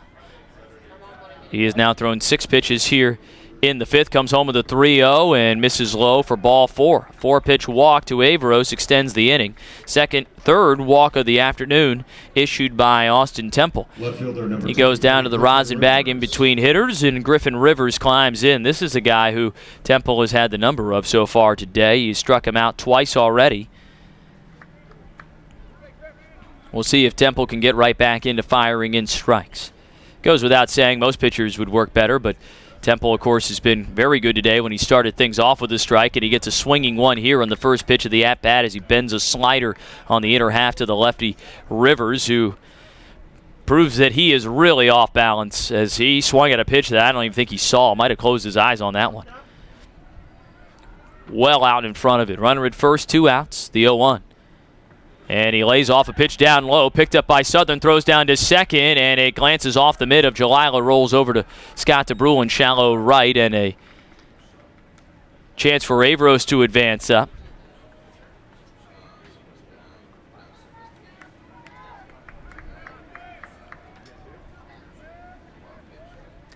Wild pitch there, and a runner in scoring position with 2 outs in the top of the 5th inning. Second time today that Austin Peay is at a runner in scoring position. 1 ball, 1 strike on Rivers.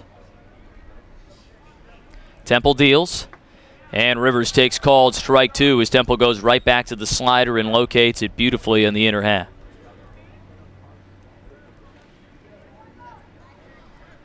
Temple trying to finish off Rivers here for a 3rd time today and strand a man in scoring position for the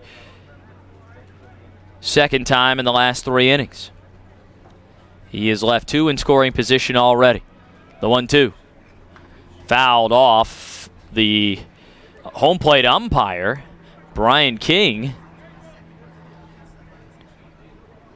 And Southern will go out to the mound. Third base umpire Ray Chamberlain heads in to buy home plate umpire Brian King a little extra time as well. King with the mask off. He says, I'm good. We can get back to this. Chamberlain, it's so funny how everybody knows it's a part of the game and it's a nice little courtesy move, but Chamberlain goes out there and says, hell, let me look at the baseball, rubs it a little bit, checks it out. It's almost like they feel like they have to put on an act as to why they're going out there. But a nice move nonetheless. Count remains 1-2 strikes on Rivers.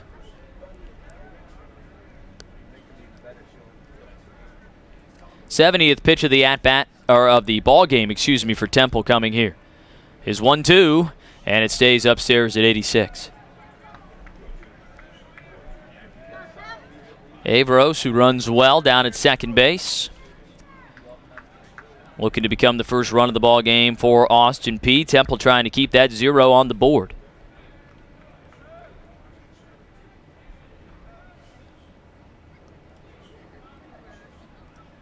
Longer look than usual home. Now Temple comes home. The 2-2 pitch stays outside, and the count runs full. Haven't been a lot of these here today. Just the second full count worked by an Austin Peay hitter.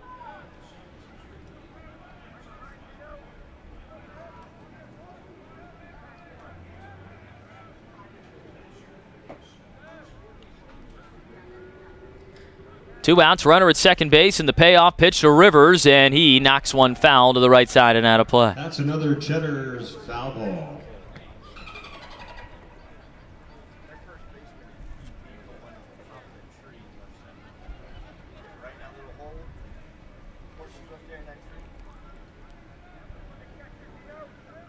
Full count, 8th pitch of the at-bat to Griffin Rivers. Runner at second base and 2 outs, 5-0 Jacksonville. Temple with a deep breath comes home again and strikes out Rivers looking on a changeup away. Austin Temple strikes out Rivers for the 3rd time today. 2 swinging, now 1 looking. That is 6 strikeouts for Austin Temple here this afternoon, and he has thrown 10 consecutive scoreless innings. We head to the bottom of the 5th. Jacksonville leading 5-0. You're listening to Jacksonville University Baseball from Van Wagner on the Jacksonville Dolphins Radio Network.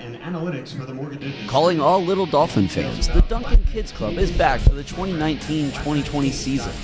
This year you have the option to choose between our 2 memberships, the Dolphin Free Membership and the VIP Dolphin Club. Kids Club members must be in 8th grade or younger and will receive exclusive benefits, including access to home events, a t-shirt, a lanyard, and more. To learn more about membership benefits and to sign up, check out our Fan Zone tab on JUDolphins.com.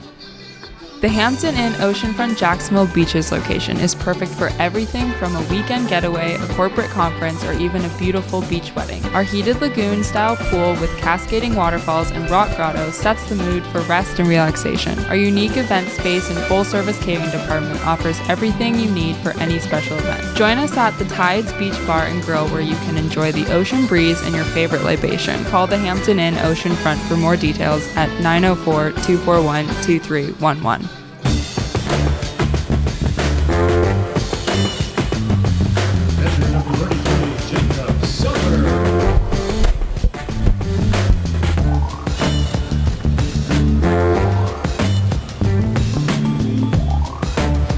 Jacob Southern leads off the bottom of the 5th for Jacksonville, who lead 5-0 over Austin Peay. And Tyler Thompson back out to work. First pitch is grounded down towards short, fielded between the legs by Bobby Head. Taps the glove twice, throws on to first, and registers the first out of the inning for Thompson on just 1 pitch. Left fielder number 32, Langston Probit. First time that Southern's been retired today. That's 1 gone here in the 5th inning. Langston Probit is 1 for 2 with an RBI single and a run scored.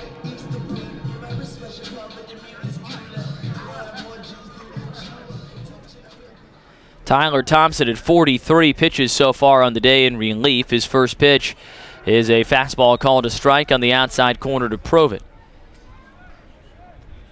Thompson certainly can work deep. He is a starter by trade. He had a relief today due to the short start from Kyle Nunn. For next pitch is fouled off. A fastball in on the hands of Probit. And Thompson moves ahead 0-2. 2 2/3 so far in relief for Thompson. He has allowed 3 hits, 1 run unearned, has struck out 3 and walked 1, hit 1 as he runs a fastball away from Probit for ball number 1. Ball and 2 strikes the count on the Jacksonville left fielder. The 1-2. Breaking ball misses low and outside. Probit, the graduate transfer from St. John's River State College, where he earned his degree last year, started his career as a football player at Ohio University in Athens, Ohio. Retired, switched to baseball, bounced around a little bit. And now here he is in Jacksonville. The 2-2. Fouled off to the right side. That's another Cheddar's foul ball. And he's a guy that he walks around with a smile on his face all the time. You can just tell he's tickled pink that he's had the opportunity here to play Division I baseball after starting his career as a Division I football player and running the whole journey back up through it. The 2-2. He checks his swing on a breaking ball low and fouls it off.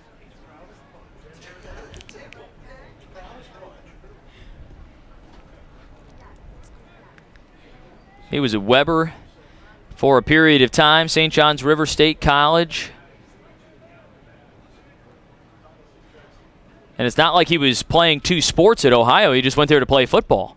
So it's not like he was getting at-bats or anything like that for a while. 2-2 pitch hit in the air pretty well out to center field. Spain on the run, and he finally able to track it down in front of the warning track out in center field. That ball hit well but hung up there a little bit too long, and Spain able to run it down for out number 2. He was playing pretty shallow out in center field and nearly got victimized. Yesterday with the win, that ball probably carries over his head, but as it is, it just turns into out number 2 here in the 5th. Base is empty, 2 outs, and Duncan Hunter, who is 0 for 2 today with a pair of strikeouts, 1 swinging and 1 looking, climbs into the box. The right-handed swinging junior waits the first from Thompson, and it's a breaking ball upstairs for ball 1.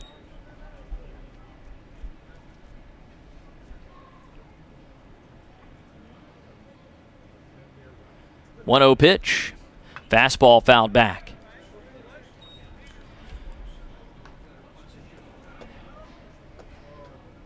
Looking for Hunter to find his rhythm here in the early part of the season. Such great power, such great tools. I mean, can run really well, very strong arm, good defensive outfielder. 1-1 pitch he checks his swing on, but home plate umpire Brian King says he went around, which I don't know. But it stands at 1-2.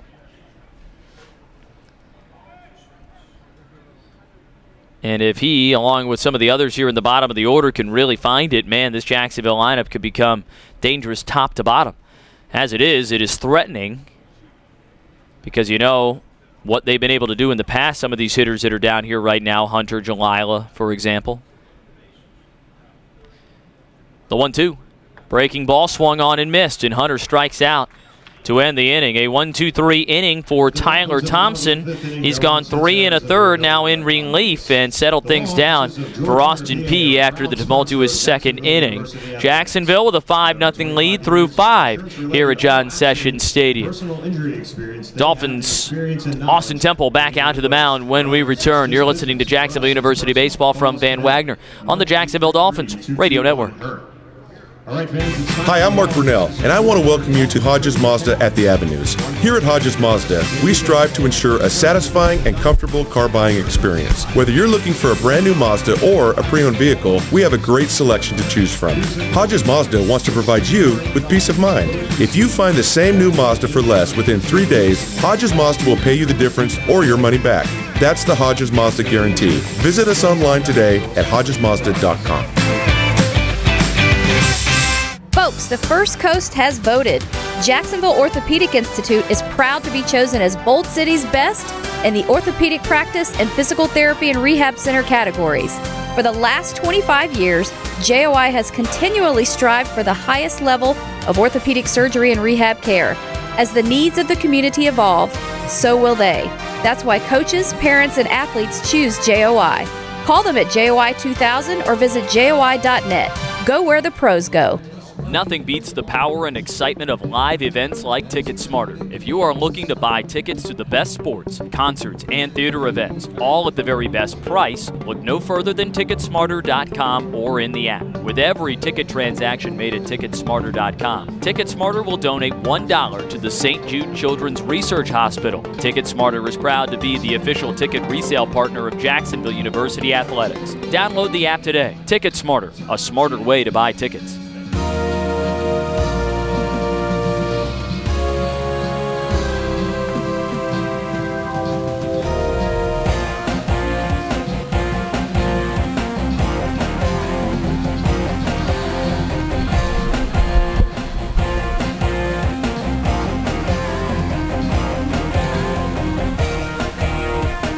The JU Dolphins would like to thank the team behind the team, Baptist Health, proud to be the official healthcare provider of Jacksonville University Athletics. Baptist Health, changing healthcare for good. We head to the 6th inning, left right out on the tractor, dragging an inning early today. As Austin Temple gets ready to go back out to work. He has worked 5 scoreless here so far, dating back to his start last week in which he threw 6 scoreless. I gave the number wrong last inning when he finished off. He has now gone 11 consecutive scoreless innings since giving up 1 run to West Virginia in the 6th 2 weeks ago. The last run he has surrendered. Trying to keep it that way here. He has limited Austin Peay to just 2 hits on the afternoon. Also has only allowed 4 hits in his last 11 innings combined. Reigning A-Sun pitcher of the week, and he keeps pitching like this, he may have another argument. He has fanned 6 here, 1 away from matching his season high, career high of 7, which he has registered in each of the first 2 starts of the season. He has walked 3 here today, but has gotten the outs when he needs them, stranding 3 men in scoring position throughout the course of the afternoon. First baseman number 20, Ty Delancey. Ty Delancey, the 3-hole hitter, the first baseman, leads things off for Austin Peay here in the 6th. He walked in his first plate appearance, lined out to the shortstop in his second, and takes a first pitch changeup for a strike to begin the at-bat.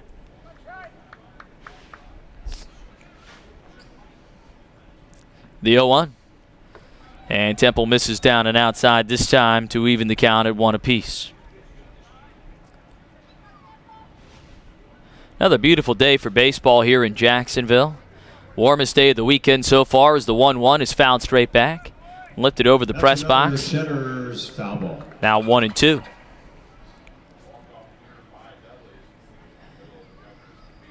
The start of the month of March here.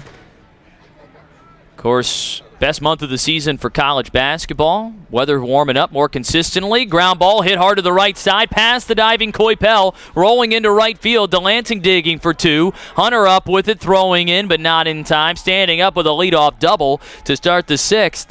Ty Delancey. Delancey gets his first hit of the ball game. Center fielder number 28. What is his 5th hit of the weekend and his first for extra bases. And he is in scoring position with nobody out here in the 6th. 5-0 Jacksonville. And Temple will go back to the stretch, trying to keep the Governors off the board here in the 6th. Garrett Spain had the big day yesterday with the homer, the triple, and the double. 0 for 2 so far today with a strikeout and a flyout. First pitch from Temple, grounded foul to the right side.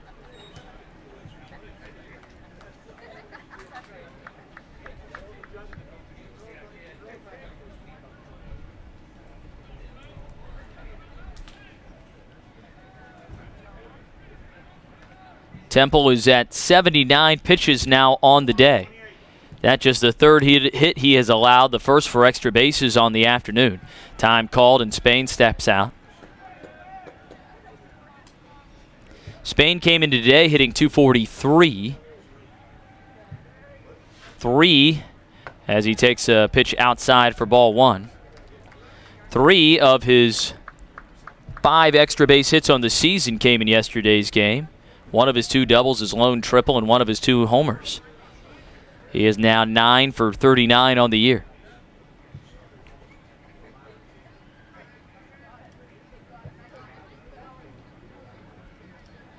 Temple comes home with a 1-1 and runs a fastball upstairs. 2 balls and a strike. Spain moves out ahead. The sophomore, another local product from Clarksville, Tennessee. Collegiate baseball freshman All-American a year ago. And the OVC Freshman of the Year.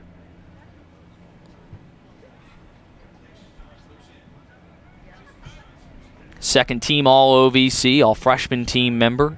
Good in the classroom as well, making the commissioner's honor roll on the dean's list. The 2-1 is lifted foul and out of play to the left side, evening the count. Foul. He became just the second Austin Peay player to earn the OVC Freshman of the Year award, joining Alex Robles in 2014. He started all 56 games in center field last year and led the team with 73 hits. Finished second on the squad with a .333 batting average and 52 driven in. Time called again by Spain. He steps out.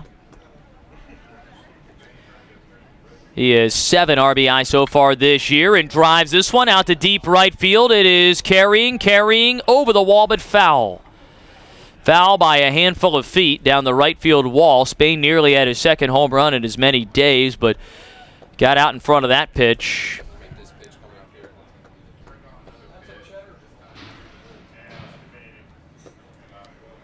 And the count remains 2-2, and for Temple, exhale. You get another chance at this one. Whatever that pitch was, don't throw it again. And I'll get another shot to retire Garrett Spain here. Runner at second base, nobody out in the 6th. Jacksonville leading 5-2.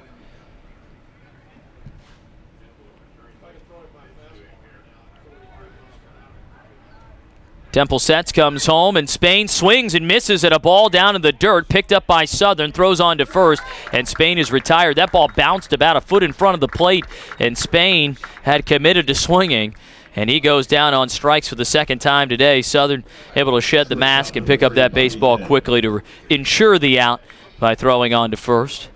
1 gone, runner at second base, and Bobby Head climbs in, the shortstop.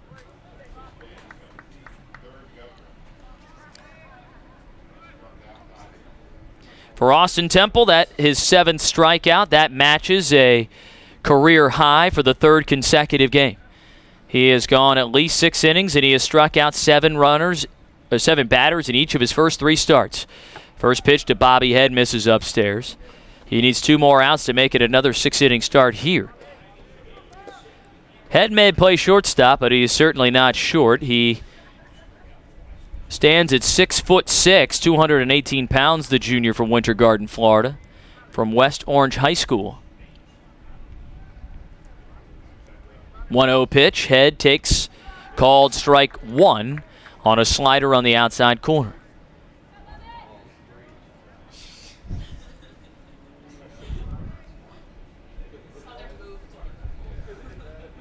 As Temple's pitch count continues to rise, he'll try and finish this inning. We'll see. Probably, depending on how fast this inning finishes, he could get a chance at another. The 1-1 runs one back on the inside corner, and that one ruled to have missed either a little down or a little in, or maybe both. It's 2-1 the count now to Bobby Head. The left side of the plate not being called strikes. The right side of the plate being called strikes, even if it's well off. And I guess you can say at least Brian King's been consistent in that regard. The 2-1 goes away again. Southern drops it. It rolls out in front of the plate, and he's able to track it down quickly to keep the runner Delancey from thinking about advancing. 3 balls and a strike. The count to Bobby Head.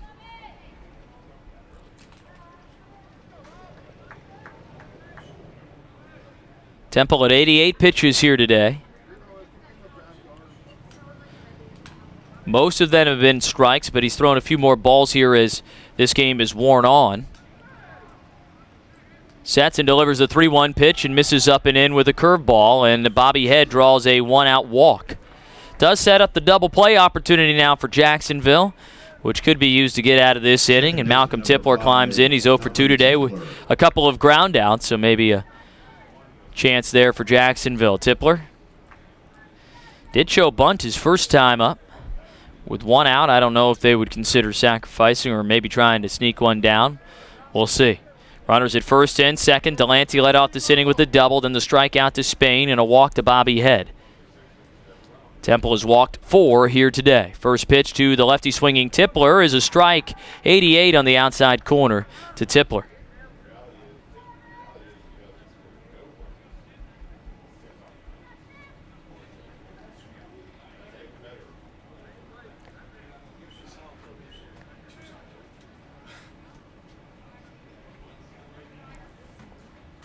The 0-1.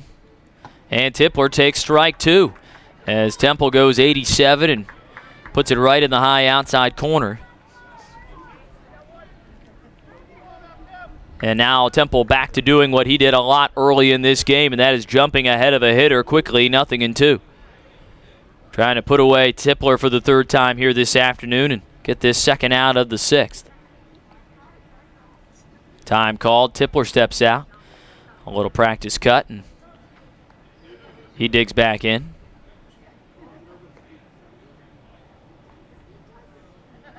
Oh, 2 pitch.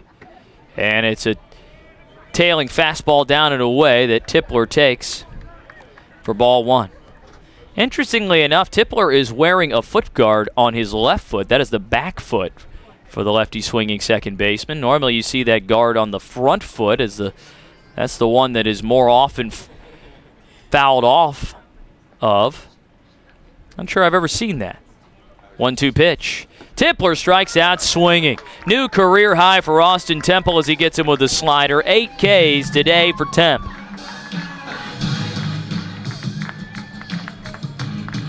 It has been a strikeout weekend again for Jacksonville. We saw Trent Palmer fan 12 on Friday night. Now that is 8 for Austin Temple, a new career best. And we've got a pinch hitter for Austin Peay, Matt Joslin, coming in to hit in the spot of Skylar Luna, the right fielder. Joslin, a sophomore.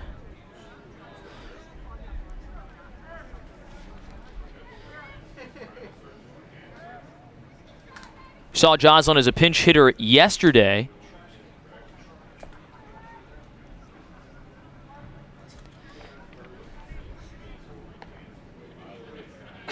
No, Joslin came in, I believe, as a defensive replacement yesterday. Excuse me.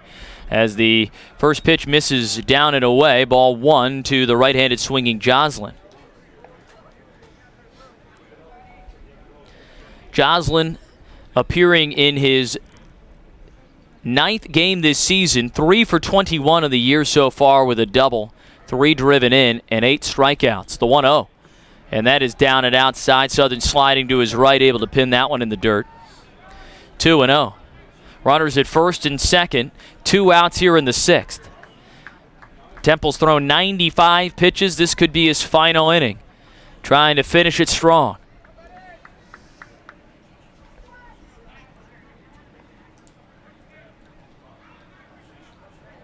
The 2-0 to Joslin. And he pops this one up.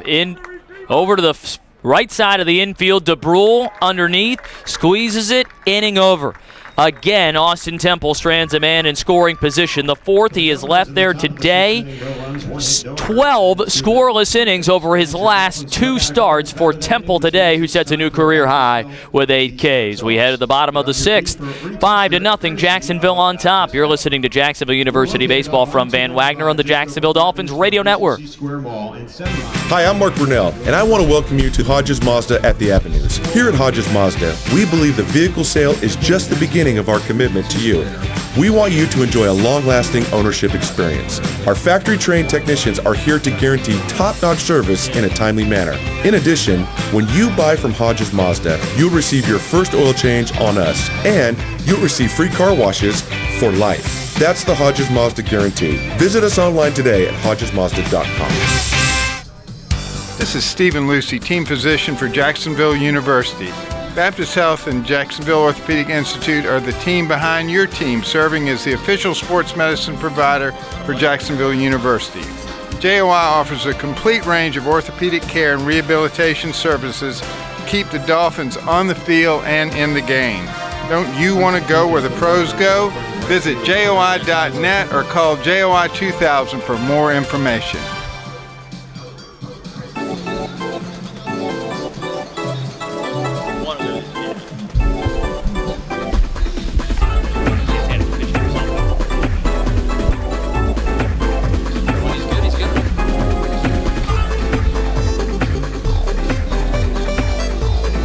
Bottom of the 6th inning, 5-0. Jacksonville leading Austin Peay in the rubber match here this afternoon. So far, this one looking a lot more like the Friday night game for Jacksonville. Dolphins taking an early lead and pitching well behind it. Dakota Jalila has been on base twice today. A 2 RBI single in the 2nd, a walk in the 4th. He was erased as part of a double play in that inning. He faces Tyler Thompson, who's thrown 3 1/3 of relief here for Austin Peay this afternoon and has allowed just 1 run over that stretch. His first pitch, fastball, misses a little bit low to Jalila for ball 1. Jalila to be followed by Samayan and then DeBrule here this inning, the 1-0 pitch. That's another fastball a little low at 88.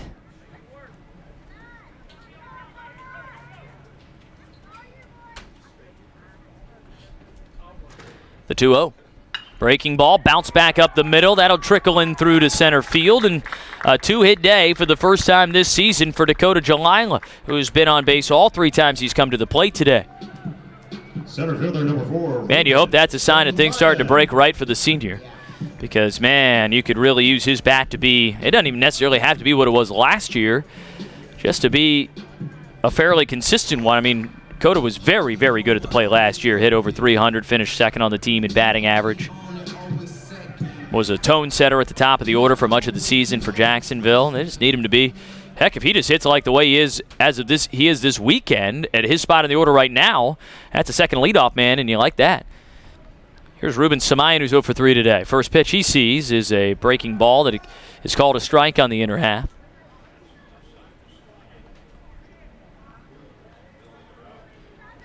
Eight hits for Jacksonville today. 5 runs off of those 8 hits in search of double-digit hits for the what would be the 5th consecutive game, dating back to last Sunday's outing against Southeastern Louisiana on the road, the 0-1, and another curveball and another called strike in the same spot.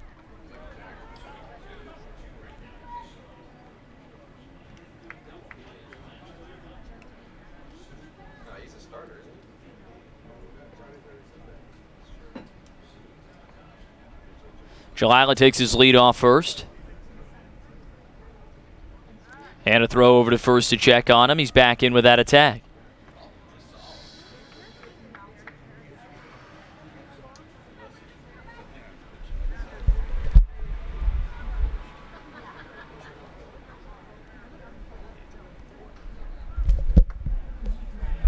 Fastball runs outside. 1 ball, 2 strikes to Samayan.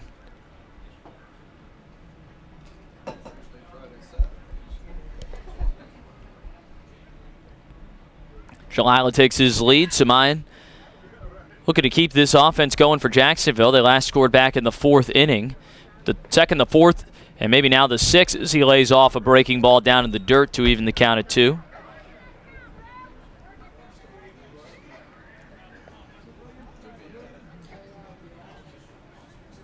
This game got going with a 4-run 2nd inning in which Jacksonville batted around. 10 men came to the plate that inning for the Dolphins. They added 1 more in the 4th and hold this 5-0 lead. Off the hands into shallow right center field. A couple of men converging on it. Spain able to come over and make the catch from center. Samayan got more of that than it initially looked coming off the bat. That rose up high in the air and ended up on a jam shot being a fly out to center field. 1 out now in the 6th inning. And Scott DeBrule climbs in again. He's 2 for 3 today. 8 multiple hit games this year for Scotty. Or excuse me, 7 multi-hit games this year for the senior second baseman. He had an RBI single to right. He shot a single to left and came in to score in the 4th. Stands in with a runner at first and 1 out. Thompson comes home. The runner takes off. Pitch taken for a strike. Down to second. And Koto with a pill to second base. And an easy tag out from Tipler for out number 2 here in the inning. Really nice throw from Koto, and not the greatest pitch to run on, as it was a fastball right down the heart of the plate.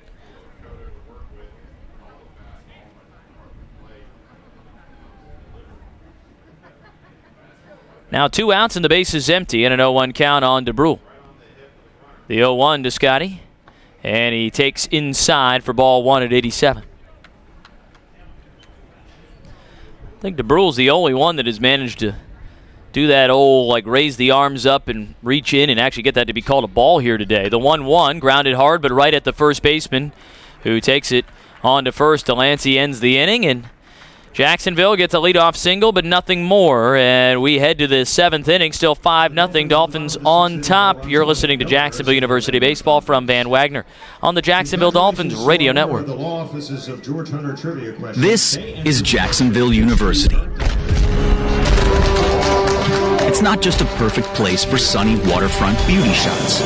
Although, here you choose the future you want. How? By defining it yourself. You customize your path and make it one of a kind. You want to build a future where you decide what impact you make? You want to create a life that's limited by nothing but your own ingenuity? You come to the right place. To stay on top of your game, it's important to take good care of yourself. And that's exactly what Baptist Primary Care doctors specialize at, helping you know the score when it comes to your health. And with more than 1,400 physicians in our network, Baptist Primary Care is your direct link to all of Baptist Health. To establish a relationship with a Baptist Primary Care doctor near you, call 202-CARE. Baptist Health, proud to be the official healthcare provider for JU Athletics.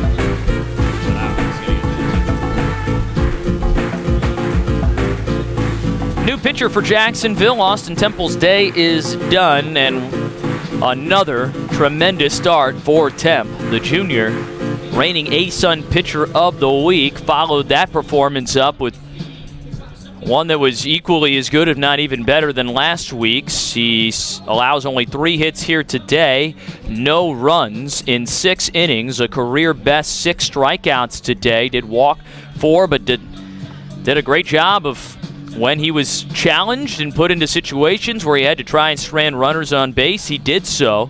He leaves a grand total of 7 on base today, 4 of them in scoring position.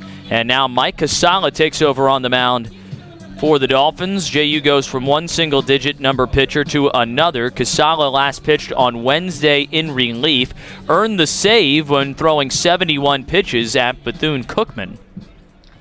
He threw the final 4 innings of that outing after A.J. Jones started it and was very good in that appearance as well. Casala went 4 innings, allowed just 1 hit, no runs, struck out 5, walked 2 against the Wildcats on the road on Wednesday night, a Jacksonville win. His first pitch into T.J. Foreman, a strike pumped right in at the belt.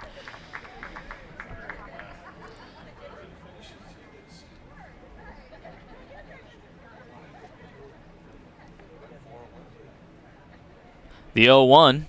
And he works in a slider, this time called a strike.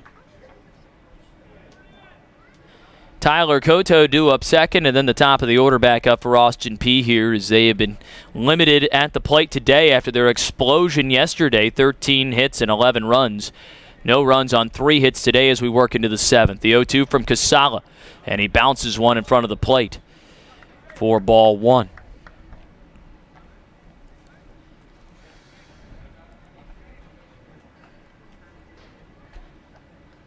Casala, the redshirt junior, in his 4th appearance of the season. Most of those in relief as he gets a swing and a miss on a fastball away, and Foreman sat down on strikes. First strikeout of the ballgame for Mike Casala. 9th by a Jacksonville pitcher, and Casala now has 16 he has fanned in 9 1/3 innings of work this year.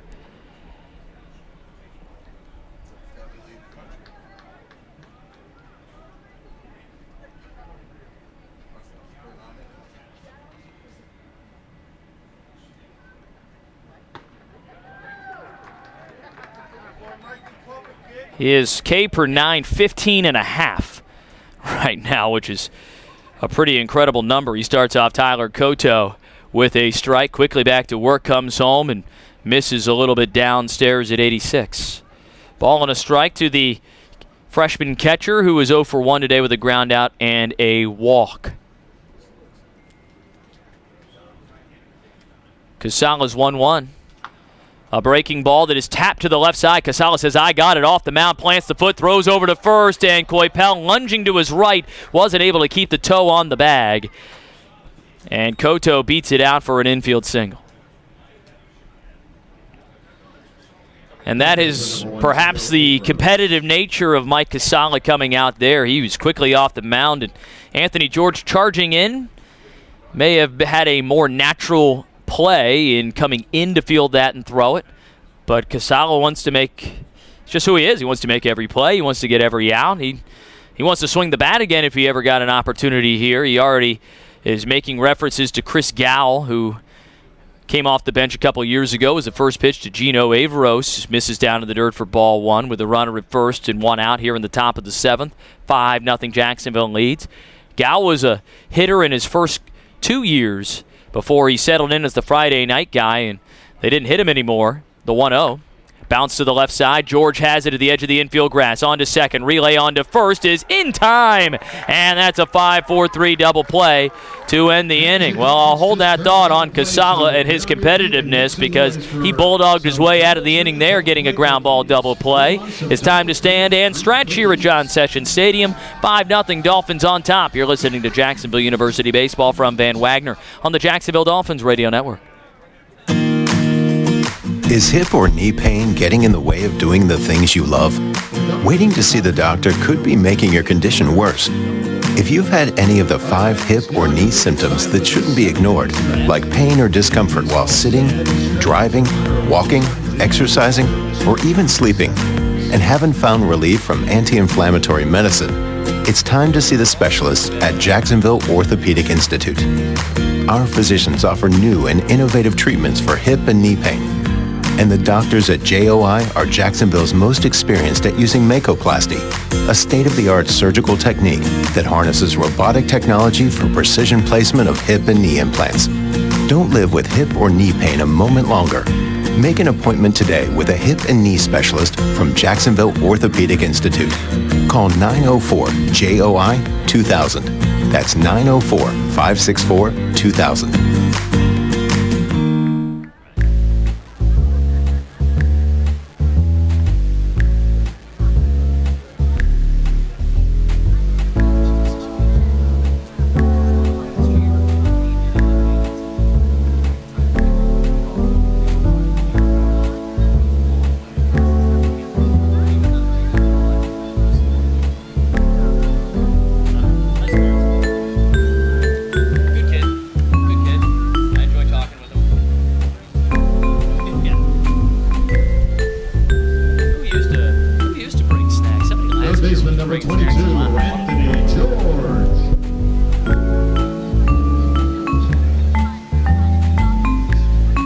To the bottom of the 7th inning, Anthony George leads it off for Jacksonville, who lead 5-0 over Austin Peay here today on this picture-perfect Sunday afternoon for baseball at John Sessions Stadium on the banks of the St. Johns River. George today is 0 for 1, has been on base today via a walk and a hit by pitch, and he takes a first pitch from Thompson down and in on a breaking ball for ball 1. Thompson back out there. He's gone 4 1/3 here in relief. The 1-0. And he misses away at with an 86-mile-an-hour fastball, 2-0. Thompson is at 68 pitches on the day. 3, 4, and 5 due up for Jacksonville this inning. A right-hander tossing in the Austin Peay pen right now, the 2-0. Missing high and away at 86, and it's 3 balls, no strikes to George. His on-base percentage has already ticked up here today, and a chance for that to get even higher.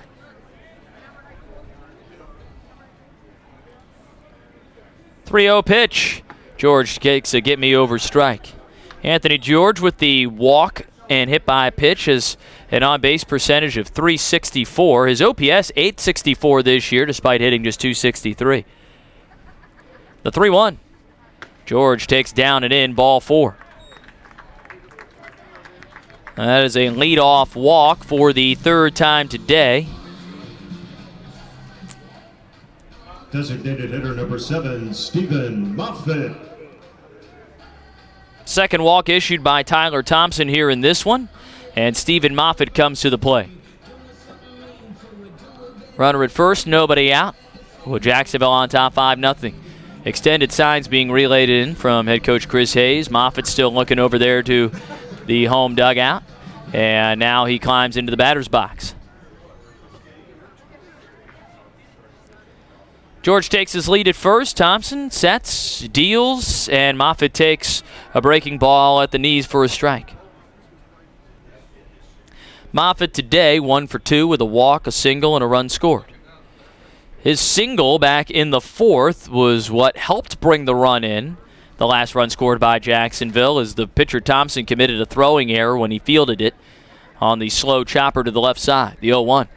And Thompson slipped down the mound, it looked like a little bit there on that delivery, a pitch that misses well low. He's a long strider, he's 6'6", and that didn't look like the most natural of landings when he planted to fire in that pitch to Stephen Moffitt that missed for ball 1.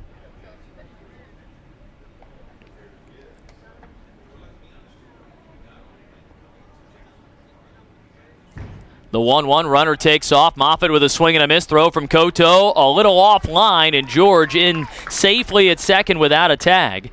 Stolen base for Anthony George. That goes down as George's first of the year.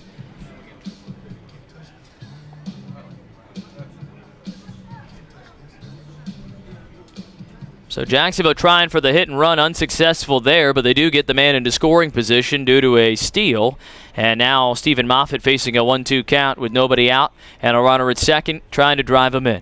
The pitch from Thompson, breaking ball, strike 3 called on a pitch up and in, and Moffitt strikes out looking for the second time today.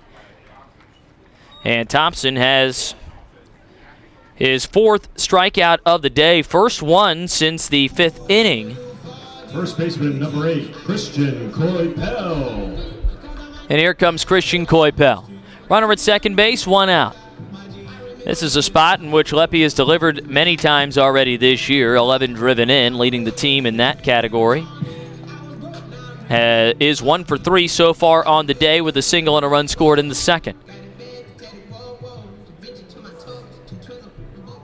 Coypel drove in 2 on Friday night and saw his RBI streak stopped yesterday despite picking up 1 hit and 3 at-bats. A pickoff move back to second base, and Anthony George back in standing up, but it was close. Thompson hopping around behind the mound there, feeling like he had a real good shot to steal out number 2.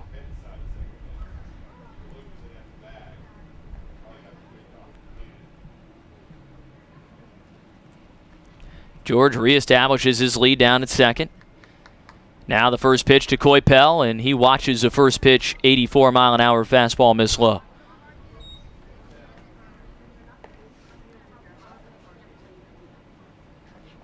Coypel has started 11 of Jacksonville's 12 games at first base this year.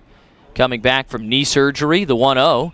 And Coypel hits one high in the air to center field, starting in on its Spain. Now a couple of steps back. George tags up, but then does not test the arm of Spain on that ball that was hit about halfway out in center field. And that's out number 2. Catcher number 33, Jacob Southern. Brings up Jacob Southern with a runner in scoring position and 2 outs. It's up to Southern to try and add to this Jacksonville advantage here in the 7th inning. He has scored on a hit by pitch, scored after he was hit by a pitch earlier in the inning. Context important in that sentence. And then a single in the 3rd. He's 1 for 2 today.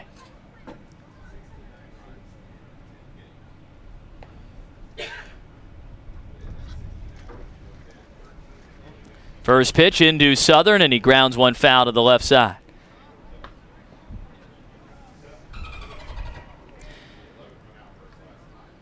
Sun has cast the upper seats here at John Sessions Stadium in front of the press box in the shade, so Mr. Temple's umbrella has gone down for the day.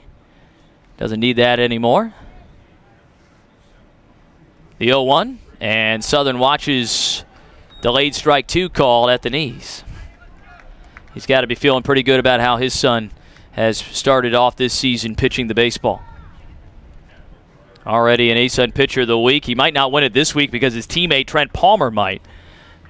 I haven't really checked to see what's happened around the league as far as pitching performances go, but I feel like Jacksonville's got a really good shot. The 0-2 fouled off by Southern. Hard not to give it to a guy who fans 12 in an outing in which he goes 7 2/3 and gets a win. Palmer allowed just 1 run and only 4 hits in that game, too. And if I was a gambling man, I'd say get ready for that release to come out tomorrow, touting Palmer's accomplishments this week. The 0-2. And that one bounces away from the catcher, Koto. George advances down to 3rd.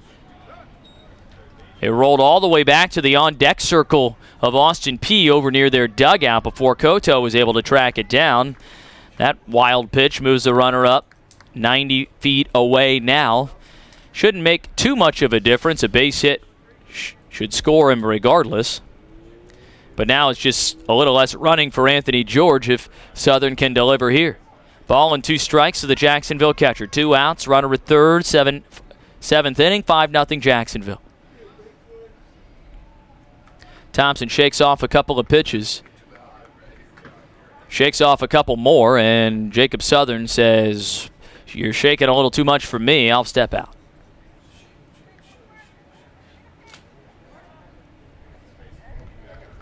Now Thompson has his pitch. He comes set. The 1-2. And Southern with a high fly ball into right field. This is playable. And that ends the inning. So that ends the inning and the Jacksonville threat. Dolphins leave a man at third base. We head to the 8th, 5-0. Jacksonville on top. You're listening to Jacksonville University Baseball from Van Wagner on the Jacksonville Dolphins Radio Network. Auto Care Centers. They're backed by the national strength of Napa. Nationwide warranty. To stay on top of your game, it's important to take good care of yourself. And that's exactly what Baptist Primary Care doctors specialize at, helping you know the score when it comes to your health. And with more than 1,400 physicians in our network, Baptist Primary Care is your direct link to all of Baptist Health. To establish a relationship with a Baptist Primary Care doctor near you, call 202-CARE. Baptist Health, proud to be the official healthcare provider for JU Athletics. With over 25 years of insurance-related auto accident and personal injury experience, the law offices of George Hunter, PA had the experience and knowledge when you need it most. For others, it's just business. For us, it's personal. Call us today at 1-833-221-HURT. The law offices of George Hunter, PA, a proud partner of Jacksonville University Athletics. Just found some holes. I guess the hardest one.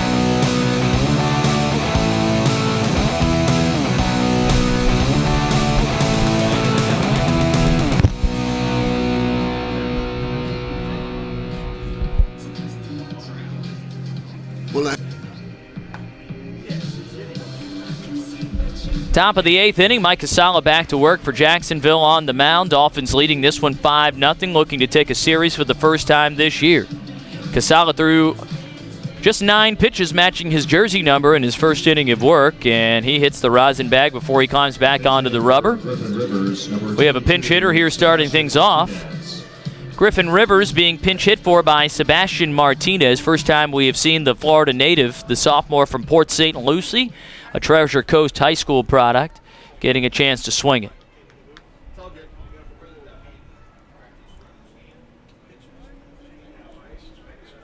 Excuse me, Martinez actually pinch hit on Friday night. I stand corrected, went 0 for 1 in that game. And he replaces Rivers, who went 0 for 3 today with 3 Ks. First pitch from Casala is in there for a strike at the knees, strike one. Yes, Martinez pinch hit in the 9th inning on Friday night, grounded out to short. Here he is in the 8th inning of this one. Behind 0-1. Casala comes home. Bouncing ball towards short. Off 2 hops, fielded by Jalila. Rifles on to first, and Martinez out by a step for out number 1 in the 8th. Delancey coming to the plate for the 3rd time today. He's 1 for 2 with a double and a line out. Also walked back in the 1st. Delancey 5 hits here in this series.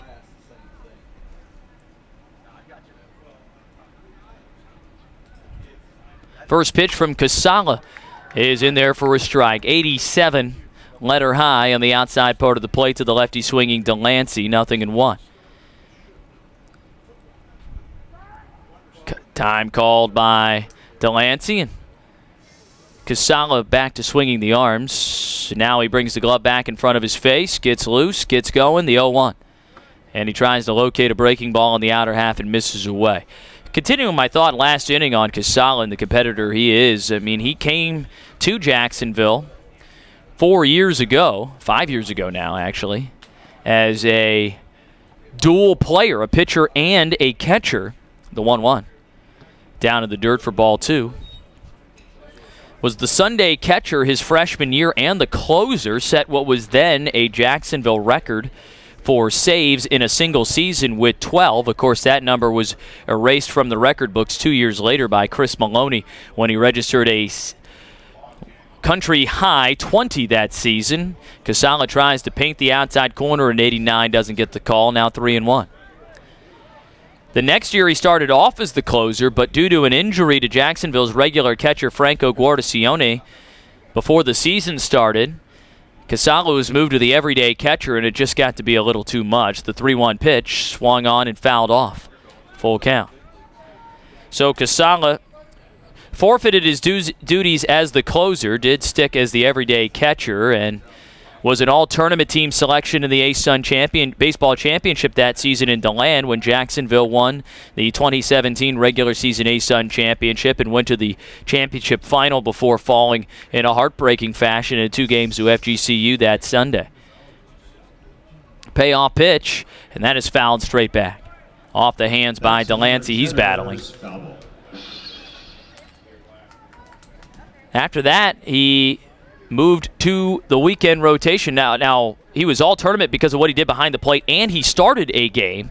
Started one of those 2 games on the final day of the tournament that year for Jacksonville. Payoff pitch is popped up into shallow right center field by Delancey. Coming in on it, Hunter, still jogging, and he squeezes it for round number 2. Jacksonville had used all 3 starters in the first 3 games of the series. Gow was lifted early in that first game. Chris Gow was because of a weather delay that lasted several hours in the Lipscomb game. Allowed him to come back on Sunday, but Casala pitched one of those 2 games and really battled and won his longest outing of his career. 6 innings in that start to that point. Came back as a Saturday starter the next year, and then old Tommy John came calling. First pitch, fastball for a strike to Garrett Spain, who is 0 for 3 today. He left his 4th start of the year against Bradley with the elbow discomfort, and we had not seen him again. Over 700 days between outings until he started on Tuesday.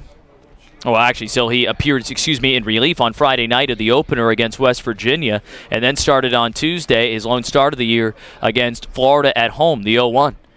And he misses high and away with a breaking ball.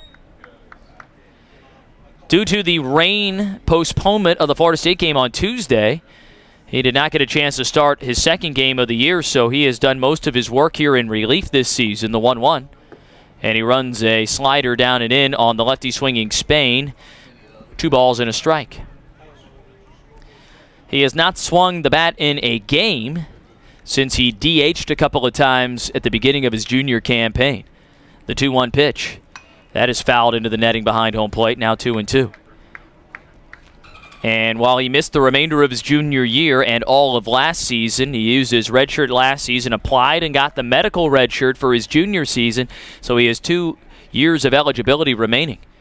He'll be 30 by the time he gets out of here, I think, and have 3 degrees, but man, oh man, it'll be fun watching him pitch a couple more years. The 2-2. Off the end of the bat, high into shallow left field. A couple of Dolphins converging. It's the shortstop, Jalila, who calls everybody off and makes the catch down the left field line for route number 3. 2 perfect innings for, or 2 scoreless innings, I should say, for Mike Casala, who has faced the minimum through 2 in relief. We head to the bottom of the 8th. Jacksonville coming to the plate for what they hope is the final time here this afternoon. Bottom third of the order due up when we return. You're listening to Jacksonville University Baseball from Van Wagner on the Jacksonville Dolphins Radio Network. This is Jacksonville women's basketball head coach Darnell Haynes. Shenatry Chiropractic is a proud sponsor of JU Athletics, located east of downtown in the Arlington neighborhood. Shenatry Chiropractic specializes in acupuncture for pain relief and sports performance. See how their quality chiropractic care can help you with back pain, neck pain, auto accidents, sciatica, and more. For more information about Shenatry Chiropractic, please visit CHANATRYDC.com. Shenatry Chiropractic. What do LeBron James, Mark Wahlberg, and JU's own Russell Knox all have in common? They're improving their athletic performance thanks to cryotherapy. Now you too can recover like the elite athletes at Cryotherapy Jacks. It's Jacksonville's premier recovery center, providing cutting-edge therapy treatments including whole-body cryotherapy, Normatec, and red light therapy. For more information, check out cryotherapyjacks.com.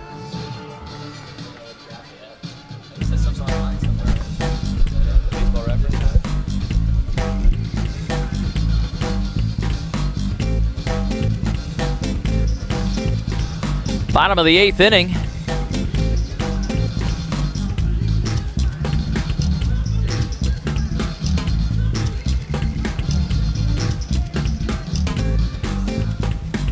Some changes for Austin Peay last inning. They had Tyler Hubbard stayed in the game to play right field.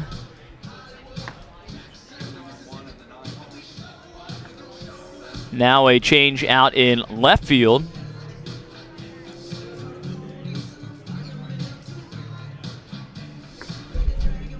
Who's in left?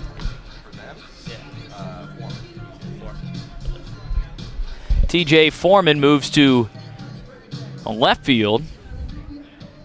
And a new pitcher for Austin Peay Number 32, Langston Probit. is Peyton Jula, a freshman right-hander from Sarasota Cardinal Mooney High School. Jula appearing for the Governors for the 4th time this season, and he faces Langston Probit here to start the 8th inning. First pitch to Probit is a fastball high and inside for ball 1.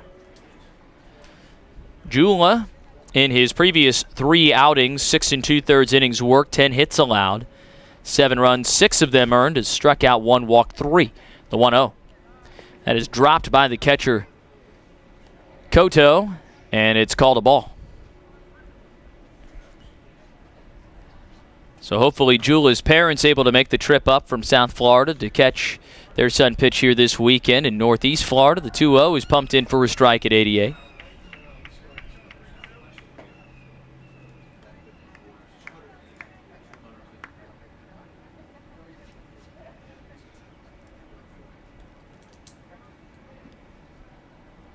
Jula sets the 2-1 to Probit, and that is inside, nearly hits him. He spins out of the way, 3 balls and a strike. Jula, part of a District 5 Class 4A regular season district championship last year at Cardinal Mooney. The 3-1 is grounded foul to the left side. Full count.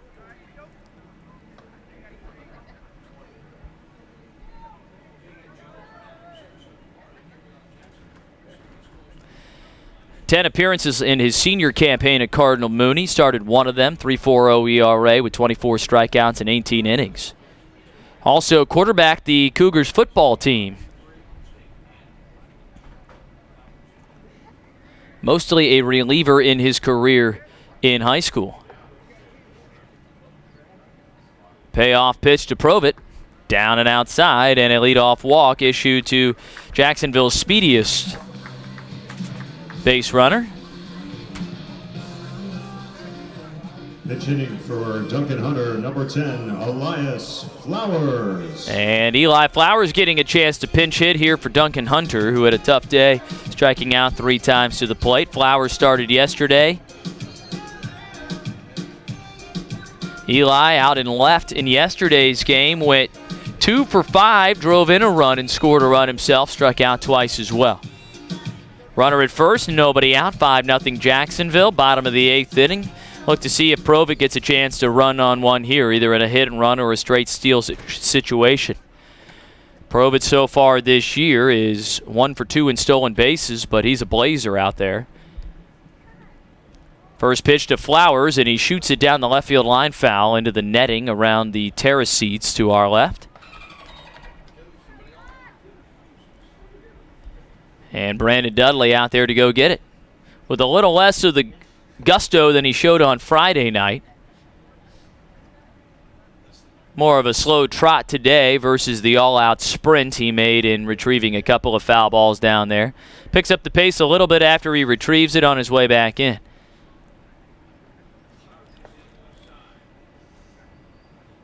Now the 0-1 to Flowers. Runner takes off, pitches down and out of the mitt of Koto as he popped up to try and throw it. He lost it on the transfer, and Probit with a steal, his second of the year.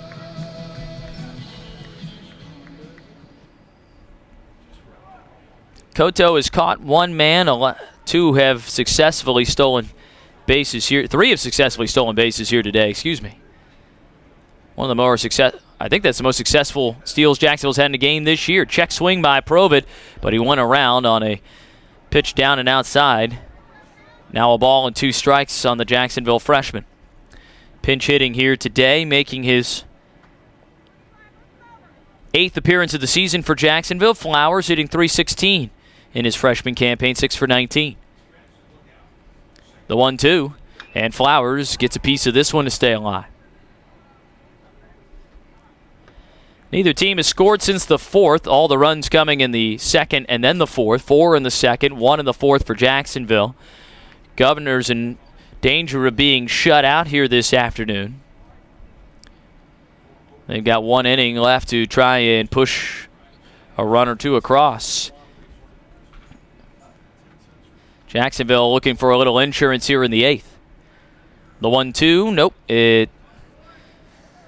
Jula looks the runner back to second instead.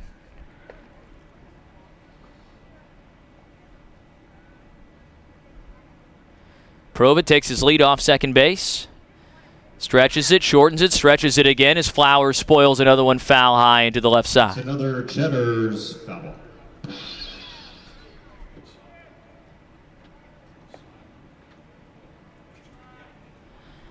Pants high with the green socks exposed for Flowers, who's got the bright yellow sunglasses on here today again in the sunny afternoon. Mid-afternoon here in Jacksonville. 1-2 pitch, and he checks his swing on strike 3 called on a slider that bent back in. And sighing as he heads back to the dugout on the first out of the inning. First strikeout of the ball game for Jula. And the second of his career. Runner at second base and one out for Dakota Jalila, who has driven in a pair today on a single. He's got 2 hits here today.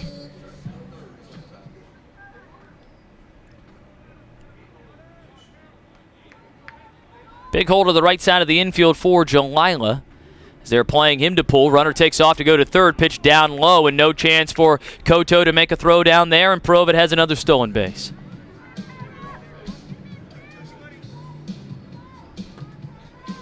Peyton Jula a little slow to the plate and a pitch down in the dirt, and Koto just wisely eats that one instead of maybe throwing it away. Infield now moves in to try and keep the run from scoring as a 1-0 pitch misses low at 89. 2 balls, no strikes to Jalila, who was a fly ball away from adding another run on here for Jacksonville. The 2-0. And Jalila does just that, out into right field, moving over to his left, dropped by Hubbard out in left. Runner comes in to score easily. Jalila digging for 2, and he slides in safely on the error. I don't know if Hubbard just took his eye off of it or what, maybe thinking about how he had to quickly get that throw in to try and keep the runner from scoring at third, and all of that ended up moot on the second error of the afternoon by an Austin Peay defender. Center fielder number 4, Ruben Samayan.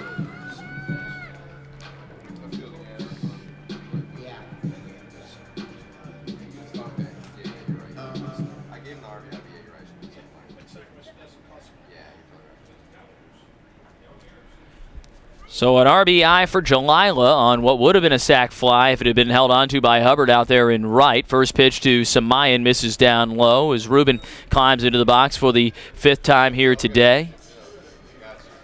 He's ahead in the count 1-0. Samayan looking for his first hit of the afternoon, 0 for 4. RBI chance for him with the runner at second base. The 1-0. Samayan off the end of the bat, down towards short. Head up with it, looks to third, no chance to make a play there. Throws on to first to retire Samayan. Ambitious base running by Dakota Jalila. Running to third on a ball hit in front of him. Generally a no-no, but he makes it work. Second baseman number 3, Scott DeBrule. 2 outs now here in the 8th. The runner at third base again for Jacksonville. And Scott DeBrule climbing in for the 4th time today. He's 2 for 4 with an RBI single and a run scored. Jalila at third. First pitch to DeBrule and a foul ball out of play to the left side. That's another Cheddar's foul ball.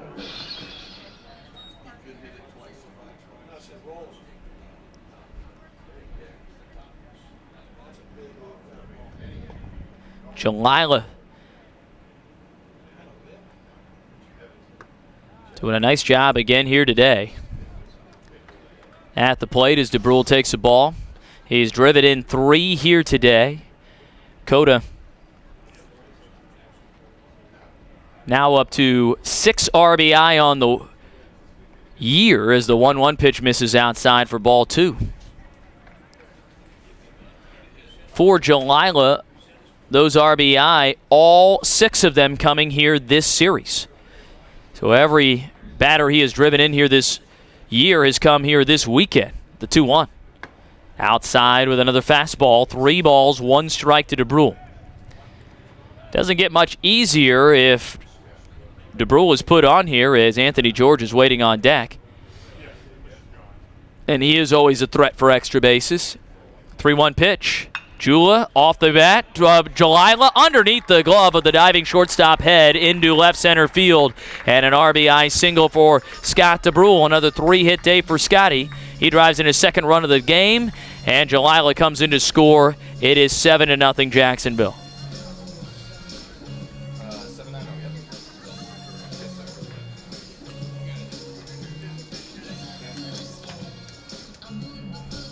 Fourth time this year that DeBrule has had at least 3 hits in a ball game.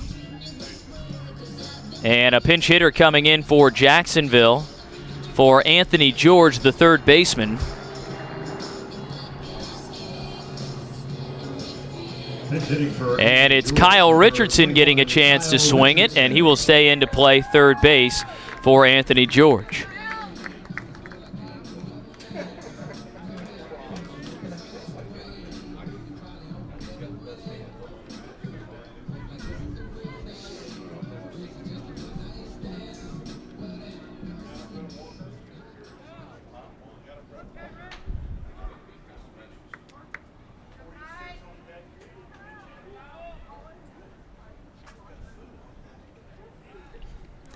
So Richardson stands in. First pitch he sees. He takes a fastball low from Jula for ball 1. Richardson hitting for George. It's the 7th game that K-Rich has appeared in this year. 0 for 3 so far on the season. Reached base on a hit by pitch earlier once this season. Runner at first base, Scott DeBrule with 2 outs, the 1-0. And Richardson grounds this one foul over near the on-deck circle where another pinch hitter, Tyler McKenna, stands in.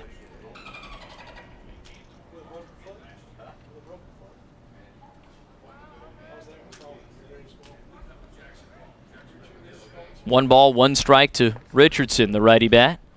Rests the bat on his right shoulder. The pitch from Jula, and Richardson grounds this one toward head at short. He comes up with it, goes the short way to second base to force out the final out of the inning, and that ends the 8th inning. But Jacksonville with 2 insurance runs here in the 8th, doing the damage on just 1 hit.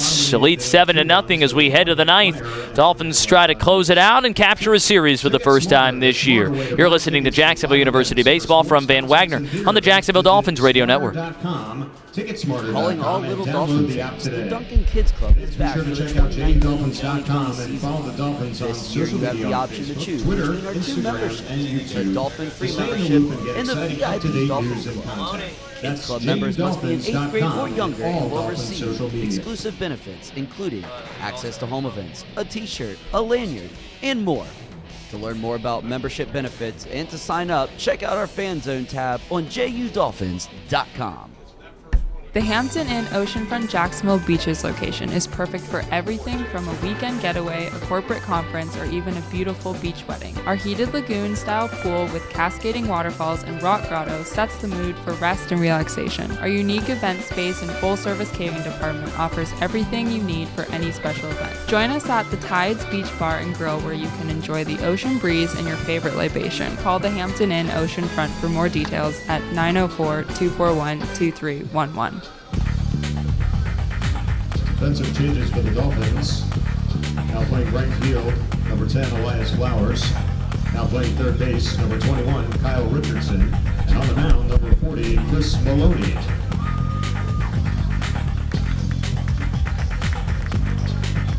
We head to the top of the 9th inning, 7-0 Jacksonville on top of Austin Peay. And the Dolphins with some changes here, staying in the game, playing right field, Elias Flowers. Staying in the game, playing third base, Kyle Richardson. And entering the field to pitch is Chris Maloney. First time we've seen Maloney since the Wednesday night game at Florida back on February the 19th.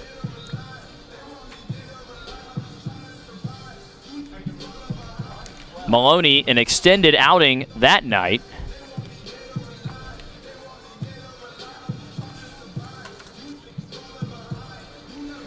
And we haven't really had a save opportunity since then. This one isn't even a save opportunity, but for Maloney, it just got to the point where he had to, eventually he's got to come in and pitch, whether or not we're in a save spot. So Maloney, last outing, an inning and 2/3, gave up 1 hit, 1 run, struck out 3, walked 2, and got tagged with the L in the extra innings loss against Florida on the road. Also threw an inning to record his lone save of the year on Saturday against West Virginia, the 15th of February. Struck out 1 of the 3 batters he faced. Not a safe situation here, but he can finish it off for Jacksonville and secure a series victory for the Dolphins on this Sunday afternoon, March the 1st. Bobby Head leads it off in the 9th. Head is 0 for 2 today with a walk.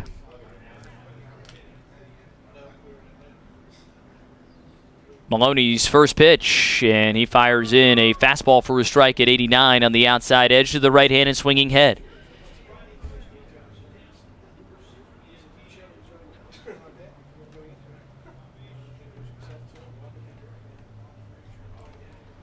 The 0-1. Swing and a miss at a pitch up and in at 88, and Head is quickly behind 0-2. Head scheduled to be followed by Malcolm Tipler, and then the new left fielder, or the new right fielder, Hubbard, as a breaking ball is buried outside for ball 1.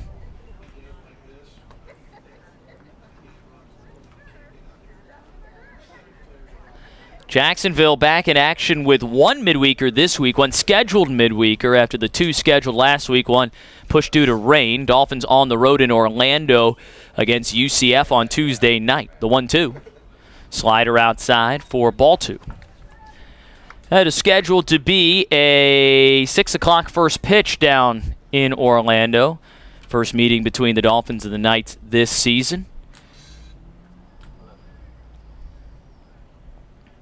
2-2 pitch. And Head lifts one in the air, out into right field. On the run, Flowers still on the run, loses his hat, lays out in foul territory, but just out of his reach, a foul ball.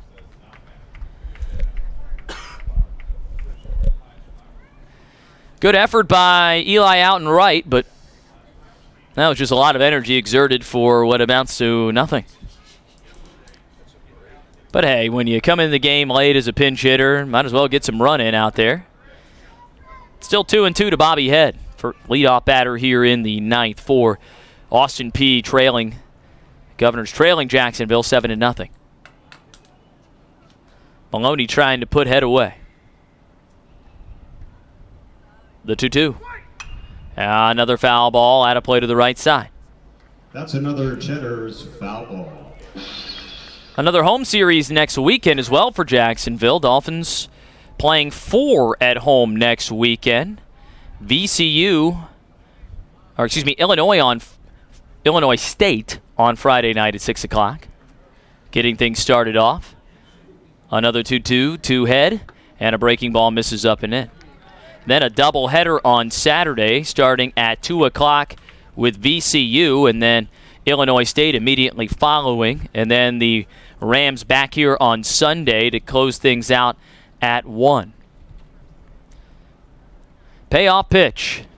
And another pop up into foul territory right side. Coypel giving it a look, but that drifts out of play. That's another Cheddar's foul ball. 8 pitch at bat here to Bobby Head to start things in the 9th.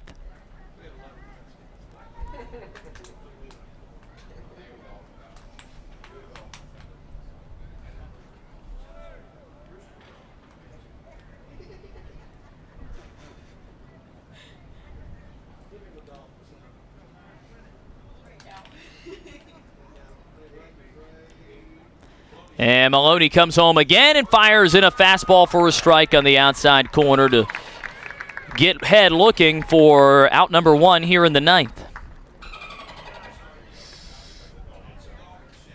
Brings up Malcolm Tipler. Tipler today 0 for 3, the second baseman for Austin Peay.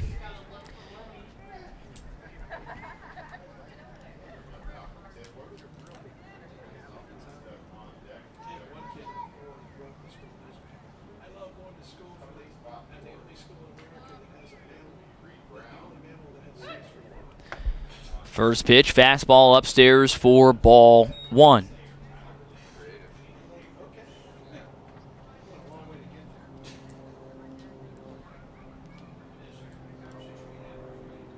Austin Peay, after this trip, is the 1-0 pitch. Misses outside at 86-4. Ball 2. The Governors return home to Clarksville and host Southern Illinois on Tuesday before opening up OVC play next weekend at home against Murray State with 3 at Raymond C. Hand Park. The 2-0. That is fouled off to the left side and out of play. That's another Cheddar's foul ball. So conference play already starting in the Ohio Valley Conference. Jacksonville does not begin league play until toward the end of this month. March the 20th, NJIT comes to town for the first of 3.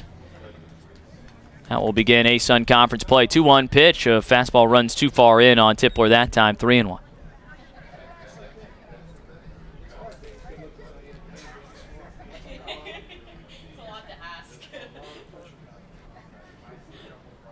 And if Jacksonville can finish this one off, which they seem to be on their way to doing, as Maloney delivers the 3-1 pitch and gets it over for a, whoa, no, never mind, ball 4 called.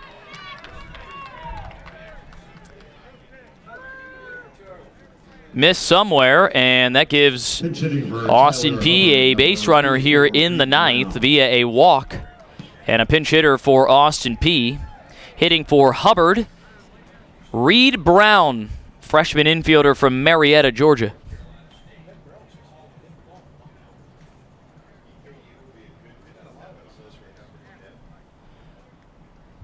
Not holding the runner on at first. Maloney sets, and his first pitch is the same pitch that was just called ball 4, and it comes in as strike 1 now.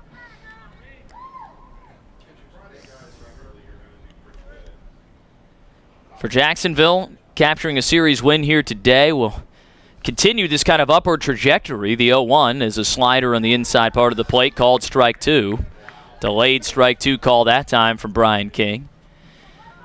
Coach Hayes said it yesterday. He hoped that yesterday's game was more of a blip on the radar in the graph that line graph that was trending upward as opposed to kind of crashing back down. The 0-2, fastball overthrown outside.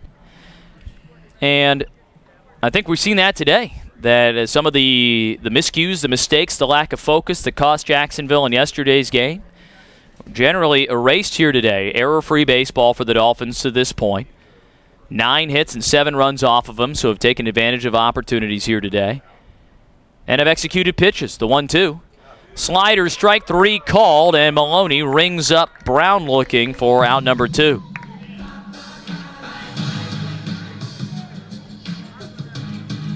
Two strikeouts for Chris Maloney for the first 2 outs of the inning. He's up to 6 Ks on the year in 3 1/3 innings pitched.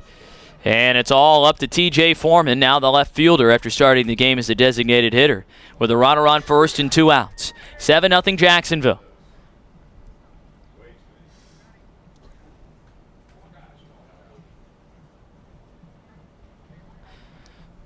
First pitch from Maloney to Foreman, and he bloops one towards second base, playable for DeBrule, and he snags it in shallow right for the final out of the inning, and that secures the ball game and the series for Jacksonville.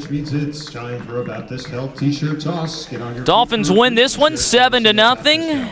7 runs on 9 hits, no errors for Jacksonville today. No runs on 4 hits, 2 errors for Austin Peay this afternoon. Second consecutive Sunday the Dolphins have